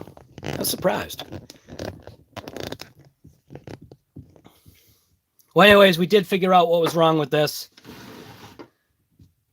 Just very easy. Just take your time and pull things apart. Know where screws go. Keep things together. Just remember where things went. And like I always tell everybody, if you want to attempt repairing something, point blank record yourself. Record the whole process, because you can play that backwards. So if you potentially forget, like sometimes like with wiring, if you're pulling wires off of a board, they no longer have that wire memory to where they went on the board. Like when you look at a circuit board, sometimes if it's not connectors and you're unbolting wires from it, like say that stove, the wires kind of have that pre-bent like memory kind of thing, unless you straighten them out and mess them up. But they kind of have that a little bit of memory, like metal. Metal has metal memory, like body panels. But anyways, a lot of times the wires, as long as they held that same like wire position, like maybe one would be bent, and you could tell that by placing the wire back into the area, But one of the best things, like all these people have nowadays, like maybe even what you're watching this on, if you're watching this on a phone, you've got the ability to record yourself so that you can play it back, so that if for some reason you get confused, you know, you'll know how you took it apart. You'll go like, oh, that's where that wire goes. Or I was wondering why, you know, I was wondering where those screws went, you know, kind of like stuff like that. But you'll have to like keep in mind that you got to talk through the video. And that's where some people maybe don't like some of my videos, because I talk. Some people, like literally some guy put a message on one of my YouTube videos. It was a running video of something. I think it was when I took out the DBXLE 2.0, which that video's got like, I don't know, like 12, 14,000 views, right? Out of all the views, there was one comment. The guy was like, "You talk too much. I came here to watch you drive the car. Now just effing drive it." It was just like, are you, like, I want to say a word, and I won't say the word that just was going to slide off my tongue. But are you kidding me? Dude, how about this? Just change the channel. Go somewhere else. Do you know what I mean? It's just like, oh, I hate these keyboard heroes. All these guys are just like, you hide behind the keyboard and you're a big tough guy. You know what I mean? And it's just like, because, yeah, you think that there's never going to be any recourse. At some point, maybe it's going to come back to you. That's why I like that movie, 3 O'Clock High. Anyways, yeah. Come on. Are you serious? Just change the channel. Don't waste your time literally typing out and be all pissed because you like the fact that, or you don't like the fact that I talked. But throughout your own video, talk. Like, that's one of the things you got to remember. Especially if you're taking something apart and you want to remember maybe how to put it back together. Talk throughout the video. Tell yourself that I'm taking these 3 screws out of here. These are a coarse thread screw. They look to be about 1/4 of an inch or 1/2 an inch or whatever. Just basically talk to yourself. Like, I have, like, on these lives, right? What's great about this, and I think what helped me a little bit, was I'm looking at the camera lens right now. But because in my mind, I realize that what I'm doing by doing this, I'm talking to you guys. I think it makes it easier, because what I'm actually doing is I'm picturing somebody else on literally the other side. I'm picturing somebody looking, you know, at their TV, at their computer, or at their screen. So it makes it easier for my eyes to focus at the lens. And it also, another tip, like if you're going to film and, you know, do like YouTube videos, don't do this. Don't talk and look at yourself. It is actually very hard to do. That's why on this, I'm using obviously the back camera, because the resolution of the back camera, I think, is better. I don't know if it matters on YouTube or not, but the only issue you end up having is not properly being in frame. But the other thing that I can see, like, watch this. So right now, I believe my nose is perfectly in frame. Like, I believe right now I am squarely in the shot. Now I'm going to look down at my iPad to see if I'm squarely in the shot. And I am. Now, how do I know that? Well, because I got 2 eyes, right? And as I'm looking at that center camera, I can actually see 2 eyes and my nose is gone. So I know by the reflection of my phone, because this particular one doesn't have a case on it. So obviously that's not going to work if you've got a case on your phone. But the Samsung Note 8 that I'm using, I'm giving you like pro tips on filming. And I'm no pro, but I've learned a couple of little things. So because the back glass on mine's a black phone, so it's able to give a reflection better, I can see based upon the reflection on the back of the phone that I'm centered in the shot. Do you know what I mean? So there you go. Pro tip. I could turn this into Pro Tip Saturday here. Pro tip. I used to do those. I called it Pro Tip Tuesday. I should get back to it. Yeah, my nose is itchy. But anyways, Coach, what's going on, guy? Squarely, right? Good morning, man. No, you're off a little to the left. Get out of here, guy. It's close enough. I can't see my nose. Maybe I should just be cross-eyed. See, now that works. Now, see, that definitely works.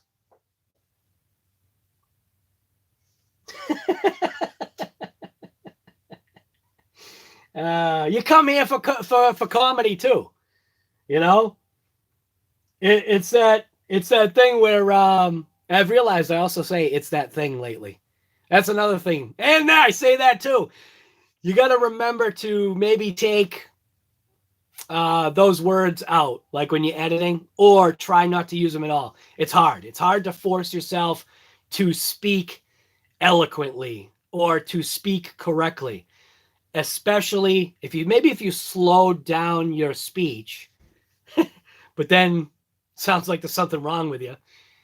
But if you slow down your speech and think about every word that is coming out of your mouth, you may be able to pronunciate the words correctly. Now, see, if I talk like that and talk every word, like that's literally talking every word, obviously it's probably tough for somebody to listen to, but you're also not going to get like, I could definitely tell where you're from, which I don't mind. I know I'm Bostonian, and I didn't realize that my accent, I guess, was that heavy until I started recording.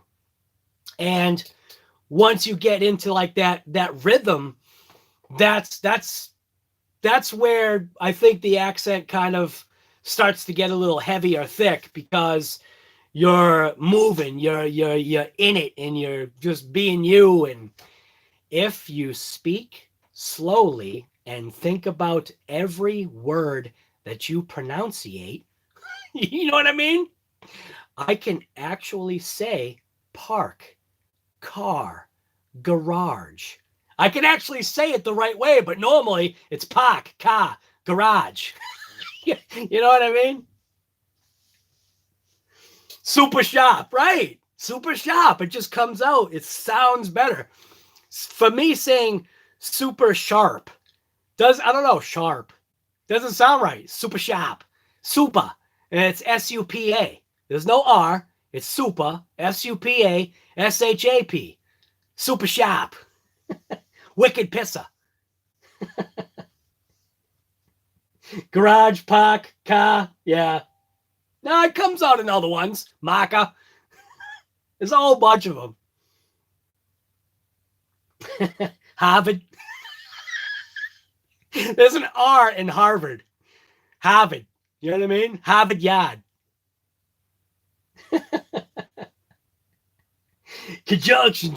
Oh, dude, are you serious? You just didn't say that right now. That is literally, when I was a kid, I used to watch that. Conjunction, junction, what's your function?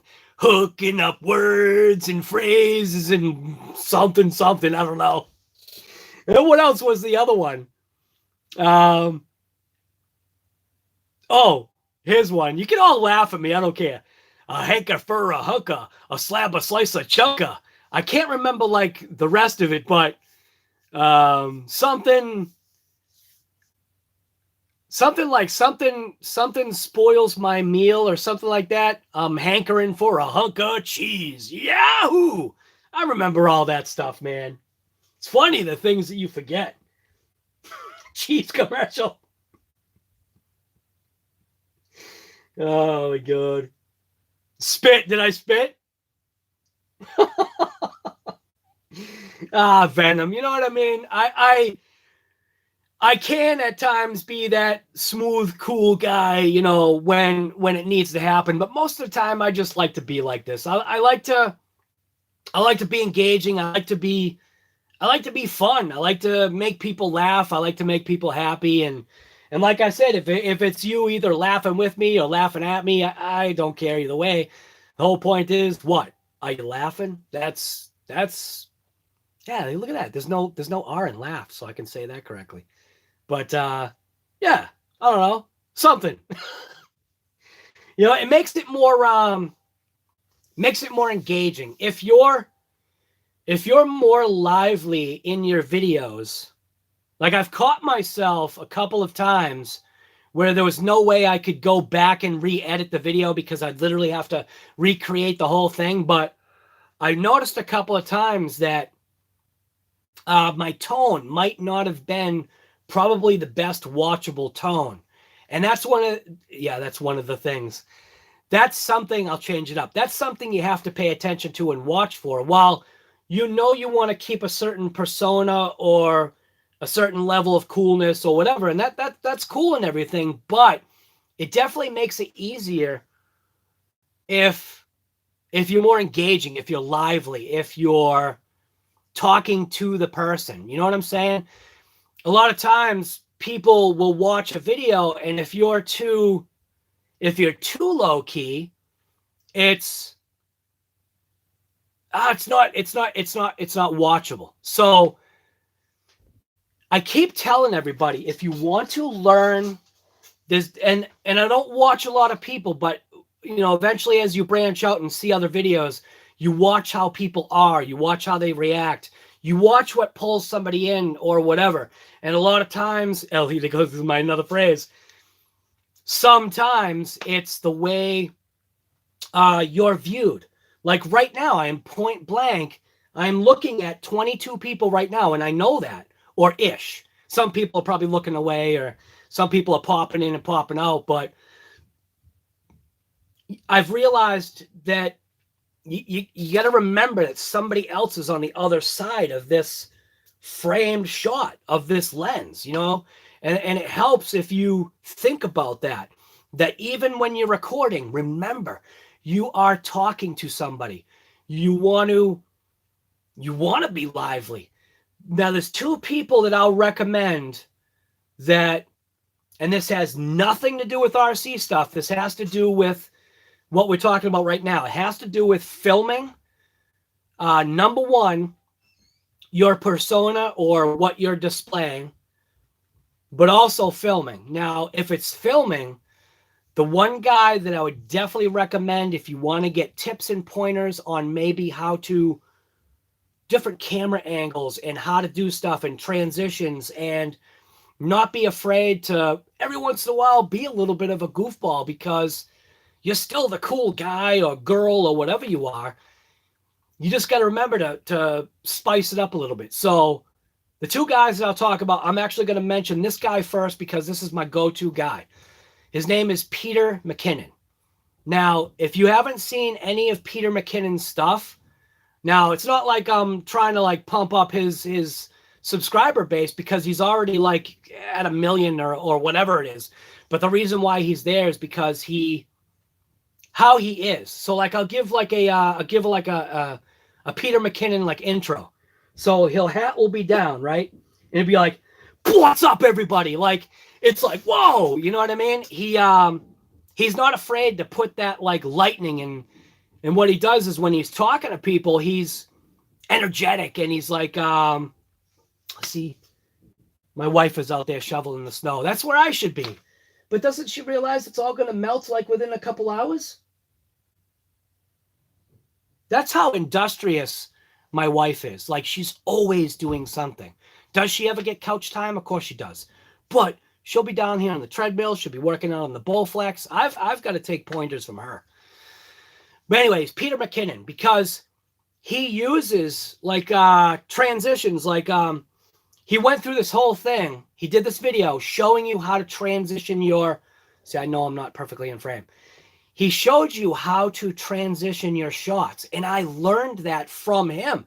And I point blank in my videos will say every once in a while, this is where I got this from. Because I feel sometimes when you learn something, you kind of got to give credit to maybe the person that maybe helped you. And eventually it kind of becomes yours. But don't forget to every once in a while say, hey, like what I'm doing right now. The second guy is Casey Neistat. So this COVID and coffee thing that I'm doing right now, kind of an idea. It's always been floating in my head, but it's kind of an idea where Casey Neistat, I believe for an entire year and a half, which is absolutely insane, every single day he put out a video. Like And I don't even know what he did for work at the time, but every day. And what happened is that he was there. He was there whether you were there or not. Someone's there. Someone's going to watch the show. And it just exploded. Now, I'm not thinking that's going to happen to this channel because I don't have... I'll take my wire and put it to the back. I don't have that explosive personality like he had. But just watch like his vlog episodes. Like watch a few of them. Get the idea, and you watch like from day one all the way to when he finally stopped doing it. People were literally upset and bummed out because you get this connection. Now, I'm fairly positive that if I went a week without doing this, nobody's going to be upset. You know what I mean? It's like, whatever. But when people got used to seeing this guy for a month, for 2 months, for 6 months, like if for some strange reason he just all of a sudden didn't do a video, people would slam him and be like, dude, where are you? Are you all right? You know what I mean? So you have to also remember that. But Peter McKinnon, definitely, I can't look at comments, but Peter McKinnon, he is definitely someone that you've got to check out. So I was talking about transitions. So I don't know if you've noticed, but when I do a transition, it's not just always just a clear like cut. It's not like a flash and then you're back in. Sometimes it is. Like when I do the photographs, I should have taken more time and done photographs better, but I wasn't thinking on that last Camo X4 video. I just wasn't thinking right. And I should have taken more time. And that's what you also forget. You got to take the time in the middle of the filming process, that if the opportunity comes where in your head you're like, oh, wow, that actually looks like it could be a pretty cool picture. Stop the footage, make a transition, but stop the footage and take a couple of pictures. Because people want to sometimes see the vehicle in the element. Do you know what I mean? Now, granted, you can probably take, like, if you want to get like an aerial shot, you could probably snapshot, the video in post and then, snapshot it or however you do it. And then you can use that like as your thumbnail. But I've taken some shots where literally, like the EPX video, I was holding the EPX and I was holding it up and I was just like something like, this thing is awesome. And I saw the light on it and I was just like, I actually have to take a picture of that. You know what I mean? So, yeah, so there's another pro tip for you. But Peter McKinnon, definitely give his channel a check out. If you want to learn how to film, if you want to learn angles, if you want to learn transitions, he even made his own transition sounds, meaning he used his mouth for whooshes. And he would take like the camera, right? You hold like the I don't have a tripod. Well, yeah, I do. So this isn't the best tripod to use for this because it doesn't like flow as well. But you have the tripod in your hand and obviously you got the camera facing you, right? Now, when he shows a transition and he's switching to 180 degrees, meaning from looking at you to then flipping it, to look at what you're trying to film, he would actually go whoosh, like that. Like if somebody's watching you, obviously you look like you're stupid, but take yourself out of it. Remember that you're still the cool dude. You know what I mean? A cool guy, a girl, or whatever. But this is your job. You're trying to make it like you can see this. This is the end. So when I spin this around, I want to make sure that was 180 degrees. And you do it fast, right? The reason why you do it fast is because it takes less editing in post to spin it and to spin it back. Do you know what I mean? Like if you do those fast motions or you do the ones where you throw it away, like I've done that, but you have to remember when you come back, like say you've got the footage going this way, right? The camera's facing you and you want to throw the camera away. Okay. So you throw the camera away. Just remember on the return, when you flip it 180 degrees, You want to actually do the same exact thing in reverse. So you get that, you know, I just got to try it. You just got to just do it in your footage. Earl, I want to see you start putting out, like, I want to see you start doing some cuts and edits. I mean, I'm not telling you how to do it. Your footage is yours, but everybody out there, give it a shot. It's not like everybody is an essential worker right now. So if you've got the time, literally spend a day trying to mess around with getting used to spinning that camera 180 degrees fast. Get used to doing the whooshes back and forth.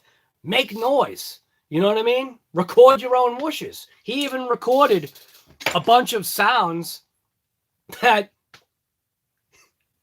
he actually sold, which was insane. I think it was like 20 sounds. And I think you only paid like $2 for it. But guess what? He had somebody turn them into modifiable MP3s that you could download onto your computer. And I did have them. I don't know where they are now. But there was one day he had them out there for free. I snagged it up. And I ended up using his whooshes in some of my old videos. Now, when my hard drive died, I obviously lost all that stuff. So, yeah, I don't know. I'm going to go back to the comments here because that was just a whole bunch of me monologuing.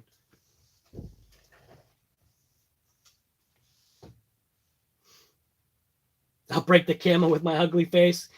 Give it a chance, man. All right, I got to go back here.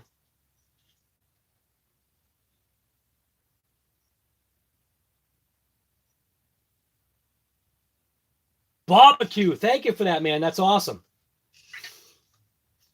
I appreciate that.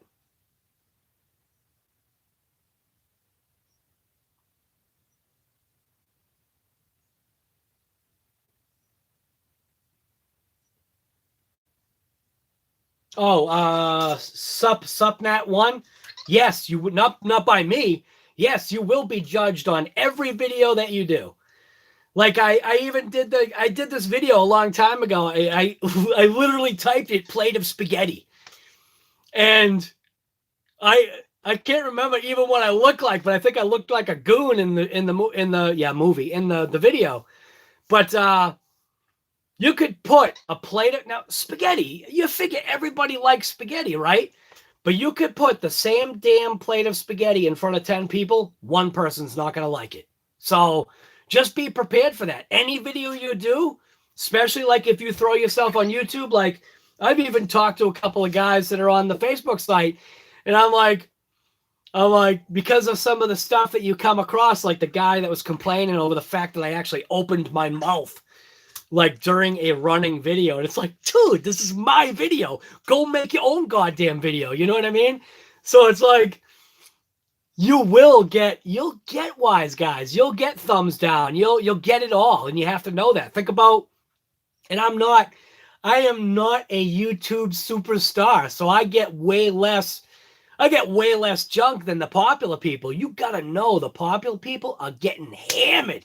They're getting hammered every day by people that people are jerks, that they just want to be a jerk or they totally hate your content. And it's just like, I feel like they almost make it their mission to come out on your videos and just cause trouble. You know what I mean? And it's just like, but the way you got to look at it, guess what? It's a view, right? I don't know. I'm gonna read the comments for a little bit and eat my cold meal. I'm gonna stuff my face.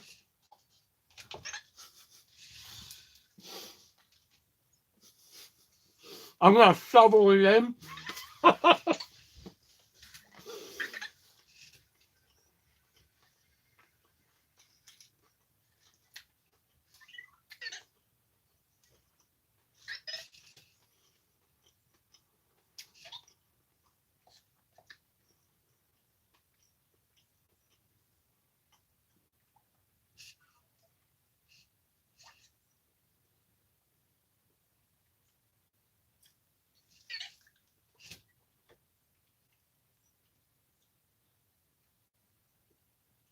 James Beeman, that's a good idea on that, on the repair for that. I actually might do that. That sounds like a great idea. I think you're on to something. I still want to see if I can maybe pull a little bit of the wire through, but I definitely think you got something there. I can see the coil that at least I think I can see the coil. I can see which way the wire's coming through, so I still might be able to uncoil it and kind of pull it through. But yeah, that's actually a good idea to drill the rivet out and put a small bolt in there. I might have one. I know I definitely don't have a small rivet like that. Popeye the Sailor to Conan the Barbarian.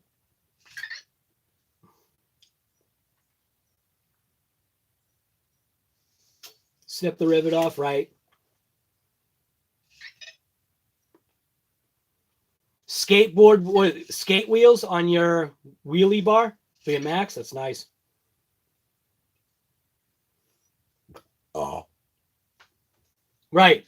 Multiple perspectives is the magic of photography. Right. Venom, you got it, man. Venom, that's why I don't even know if you're still here, but that's why I kept on encouraging you to go from this to this. You get a better perspective. You open up that wide screen, brother.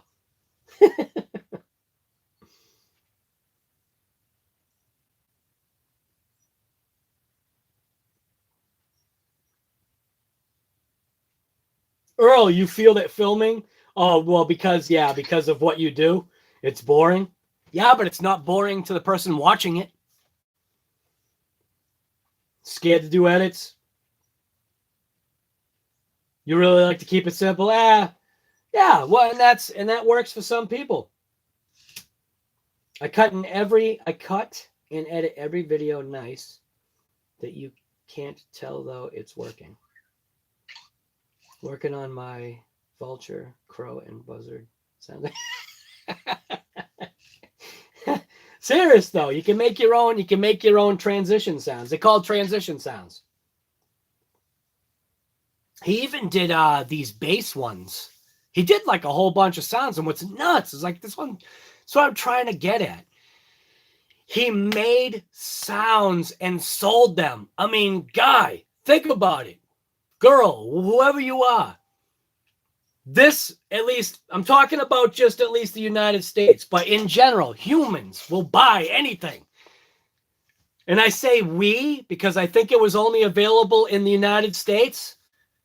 We sold the pet rock. That was literally a thing.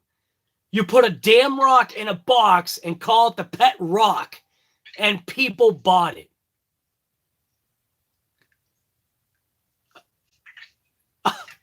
Speechless.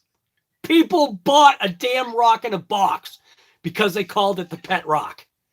Now, granted, I don't think they're buying them now, but it's still. So this guy made transition sounds and sold them. Now, he's not just selling to 10 people. He's selling worldwide. So if you don't want to bother making those transition sounds, you buy the transition pack for like $4. It's $4. And then you don't have to think about any other transition sounds. You've already got 20, 30, 50 transition sounds that you can use in your videos. Like what I was saying, when you quick flip the camera, you know what I mean? Like, you know, it's just like, you feel stupid doing it, but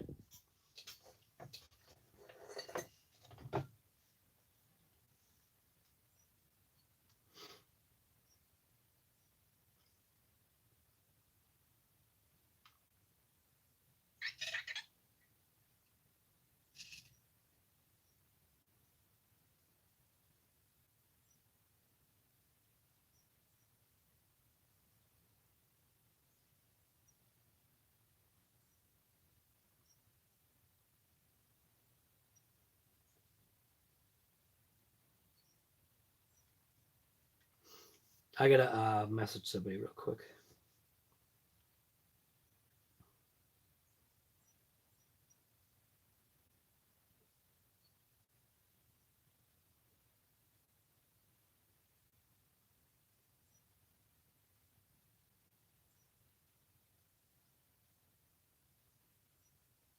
So this is actually good news. So remember, I don't know if anybody's still on here. So remember I was talking about my friend Ed, the 95-year-old guy. So his daughter actually just sent me a text message. Ed is home. He is up. She was letting me know like exactly how he hurt himself. He fell while he was preparing his dinner. He hit his head against the handle of the refrigerator. 16 stitches that he got on his head. He got home around 11 p.m. last night. He is not in any pain, but he did not sleep very well, obviously. So he'll probably take some naps today, which he does every once in a while anyway.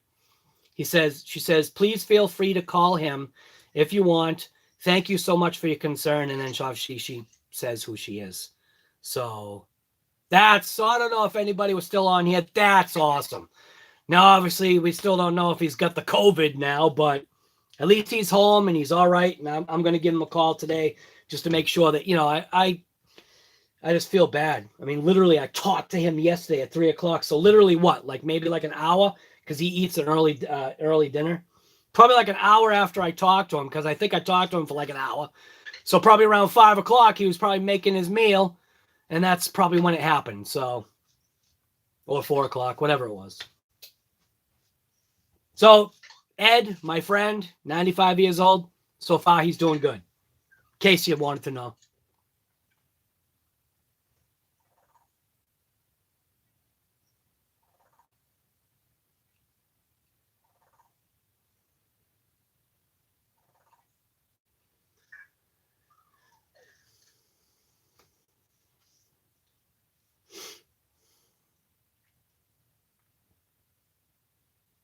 Kevin Talbot. You got into RC because of Kevin Talbot? That's awesome.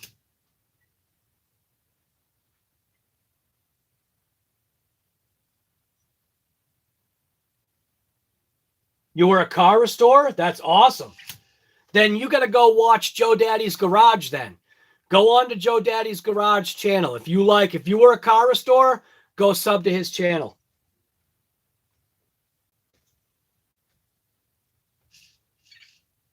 And I usually only talk about people like subbing their channels and stuff like that. Normally, if it's a channel that like I'm sub to or interested in. So it's not like I'm not trying to like build up other channels. That's not it at all. It's obviously like with me, a big thing is recommending. And because I own a company, man, recommending on my own company side, I don't recommend anybody. So people be like, oh, you're in this field. Can you recommend such and such? I'm like, no. I'm like, well, what do you mean? Don't you know anybody? I'm like, yeah, that's the problem. And they're like, well, why can't you recommend anybody? Because that's the problem. I don't recommend. I'll recommend YouTube channels though. But they're usually people like I personally know or whatever. You painted autos for 35 years. Oh, dude, barbecue. Go to Joe Daddy's Garage.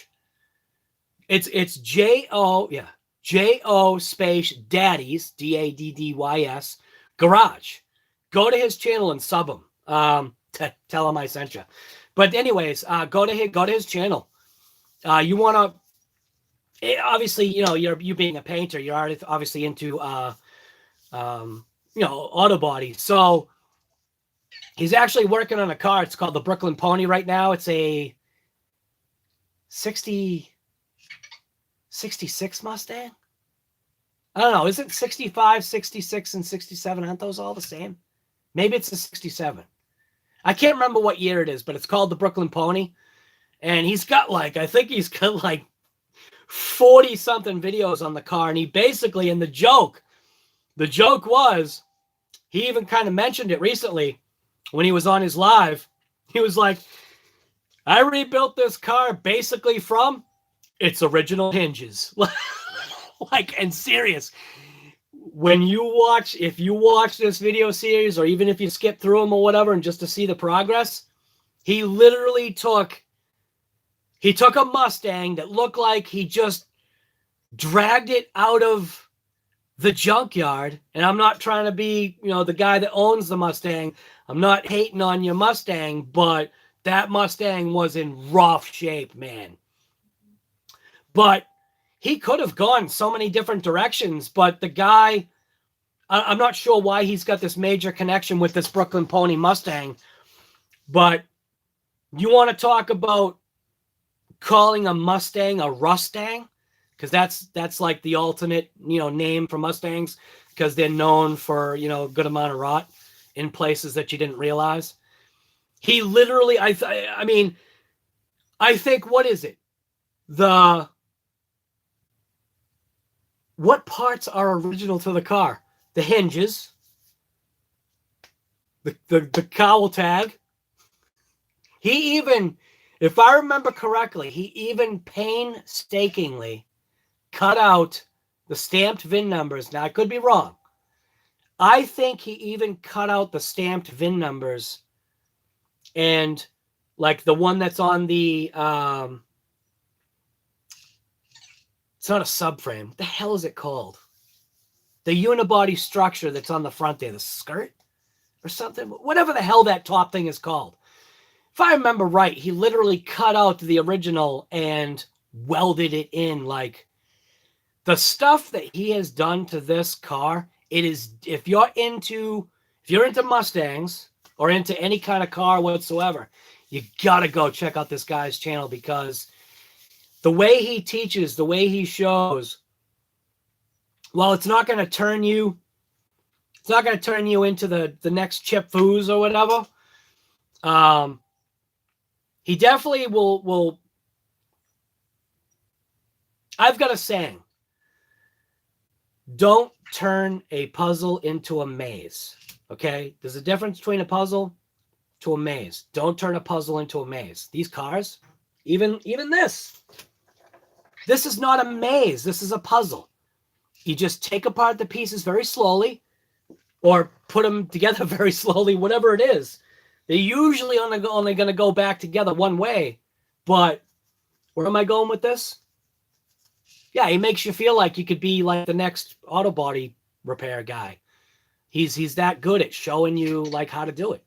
And even people have complained on his videos. I'm thinking, like, you have some of the complainers that are on there. It's like, do you even have a clue what this guy has done to this Mustang? He started with goddamn door hinges and a pile of rust. And he literally just created a Mustang out of door hinges and a pile of rust. And you literally can sit there and complain? You can be the keyboard hero and tell him what to do? You have no idea.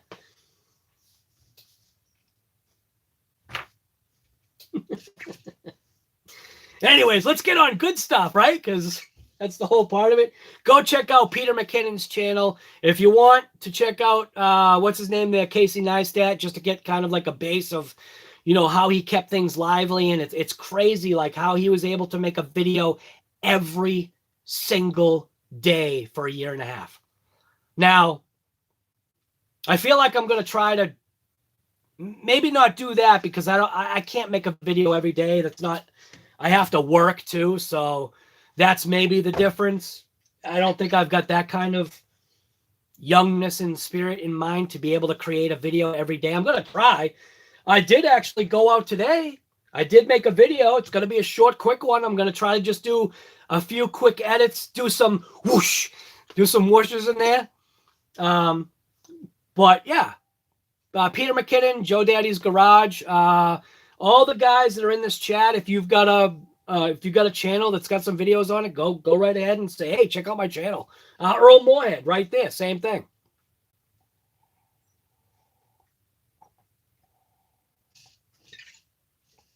I wish there was a way to keep my coffee hot. My coffee is now cold coffee.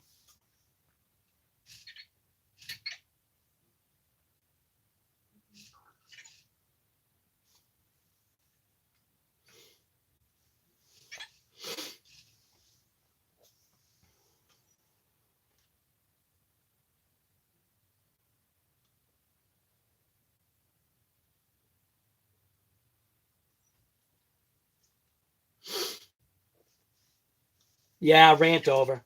Sorry.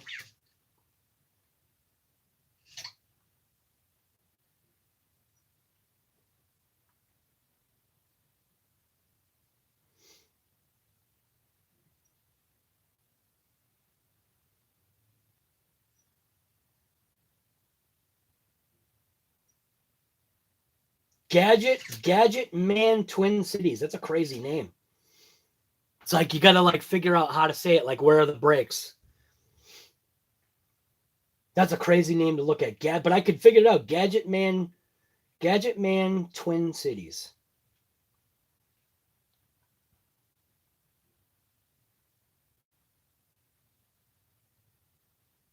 I suck at electronics.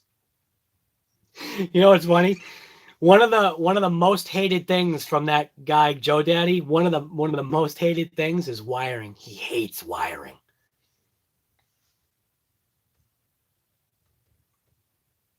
James George, what's the great news, brother? I don't even own a servo tester.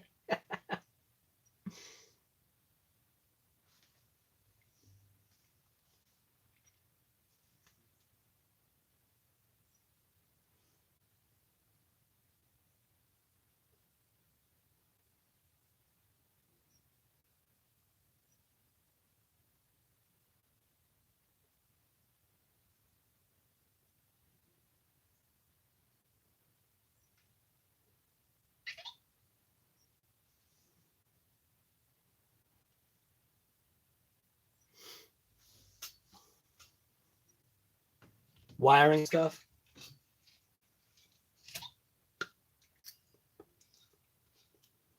I'm going to try to eat off camera.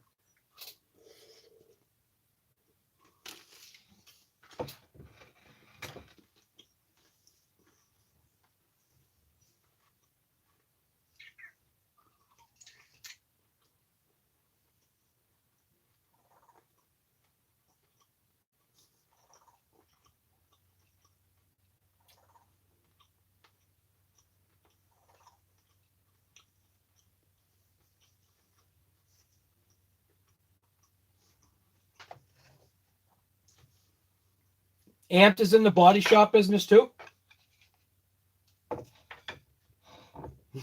The ESC is a servo tester.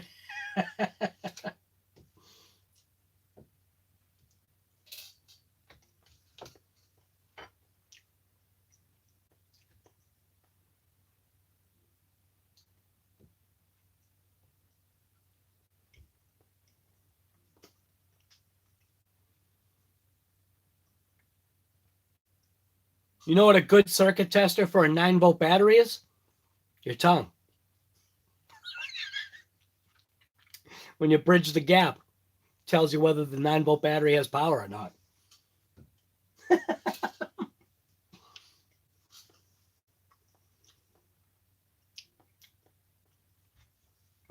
Driftomaniacs challenges? Yeah, I bet. What's going to be... Now, Driftomaniacs, isn't he the guy... I got food in my mouth.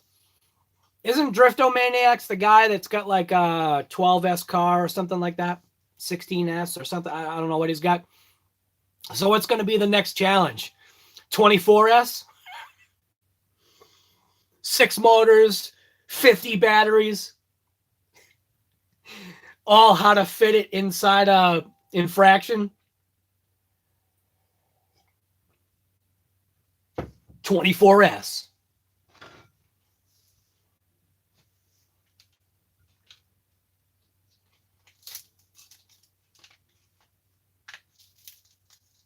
Like I said, I'm trying to stay out of frame here as I munch on my cold breakfast. But I also got to get out of here. I got to end this live pretty soon because I got to get over to that tracker, and I left the battery on a trickle charge overnight.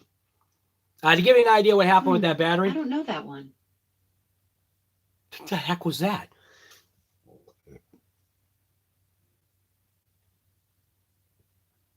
A plus 8 equals 16. A 24S X Max, you know it. Oh my god, a 24S Kaiju. That was I saying? Oh, that not tracker. The RAV4. Was I calling it a tracker this whole time? It's a RAV4. So the reason why I think the battery was dead, obviously, since this whole COVID stuff has been going on, the only driving that car has been getting is one time a week, and she would start it up and drive it from, and it's not really a long distance, but she's got a crappy hill. And she puts 2 barrels on the thing, or 1 barrel. So literally all she's been doing is starting it up, backing it out, driving it down the driveway, and then bringing it back and shutting it back off. So there hasn't been enough drive cycle to recharge the battery. So you got to figure it's only getting started 1 day a week for ever since this whole COVID thing started, which is, I think the car wasn't being used since maybe like February, January, late January, maybe February, something like that. Because the car just really just doesn't get used. Like, it only does that. So just know that is not enough time, because the battery is 24/7. The battery is being drained. Doesn't matter what. Somehow the battery is being used. It's not enough. It's not enough for an older battery, especially. That's why we did an overnight trickle charge on it, just to see if we could bring the levels up safely. And then I've got a tester, and I'm going to test the battery and make sure that, it can do its thing.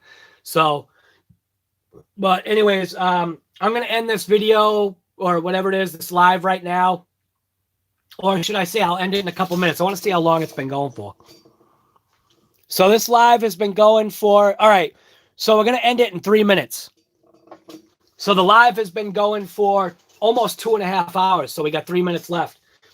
But I want to thank everybody to come into this COVID and coffee. Granted, like I said, this one was an unexpected one. I literally just said, oh, I got to do it now. COVID and coffee, episode 8 or whatever episode. I don't even know what episode this is. I forget. It's been that long. Oh, just number 7. So it's actually number 8.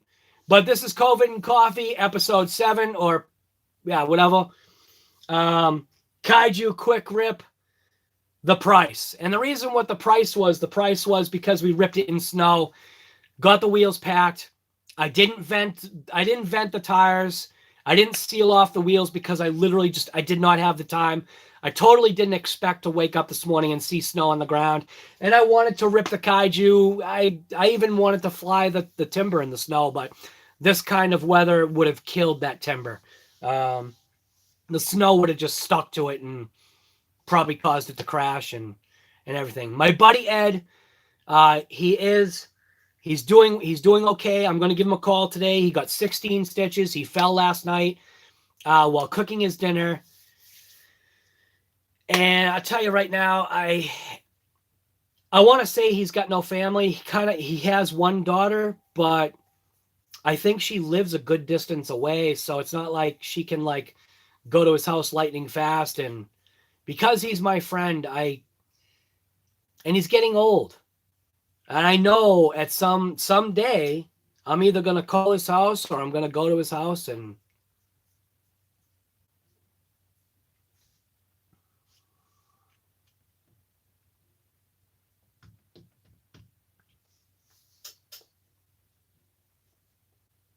he's not going to be there. All right.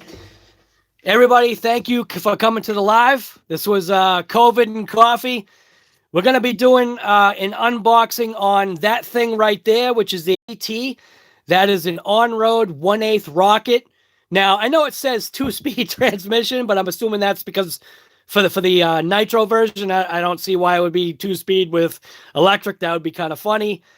We still got to open that right there, that is the Hyper SS Truggy from Hibao.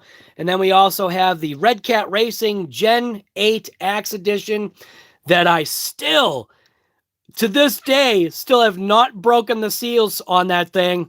And I got that thing as a pre-order.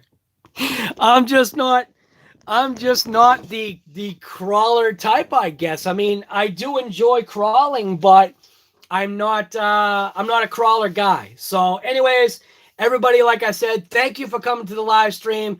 This is COVID and Coffee morning check-in. It is now, 10 o'clock? We just did a 2.5-hour live stream. So everybody out there, have a good day. I am out. Thank you for coming to the stream. Don't forget on your way out, go ahead and give it a thumbs up if you want. That's something that people always forget. Feel free to share it. Feel free to show up every morning because we're going to be here every morning doing this thing called COVID and Coffee morning check-in. So like I said, everybody, get out there, and what I always say, get out there and rip it. All right, everybody, I got my cold breakfast. I'll see everybody later. Do I want to end the live stream? We'll leave it right on that. Of course I do. Thank you, everybody, for coming. We'll see you later.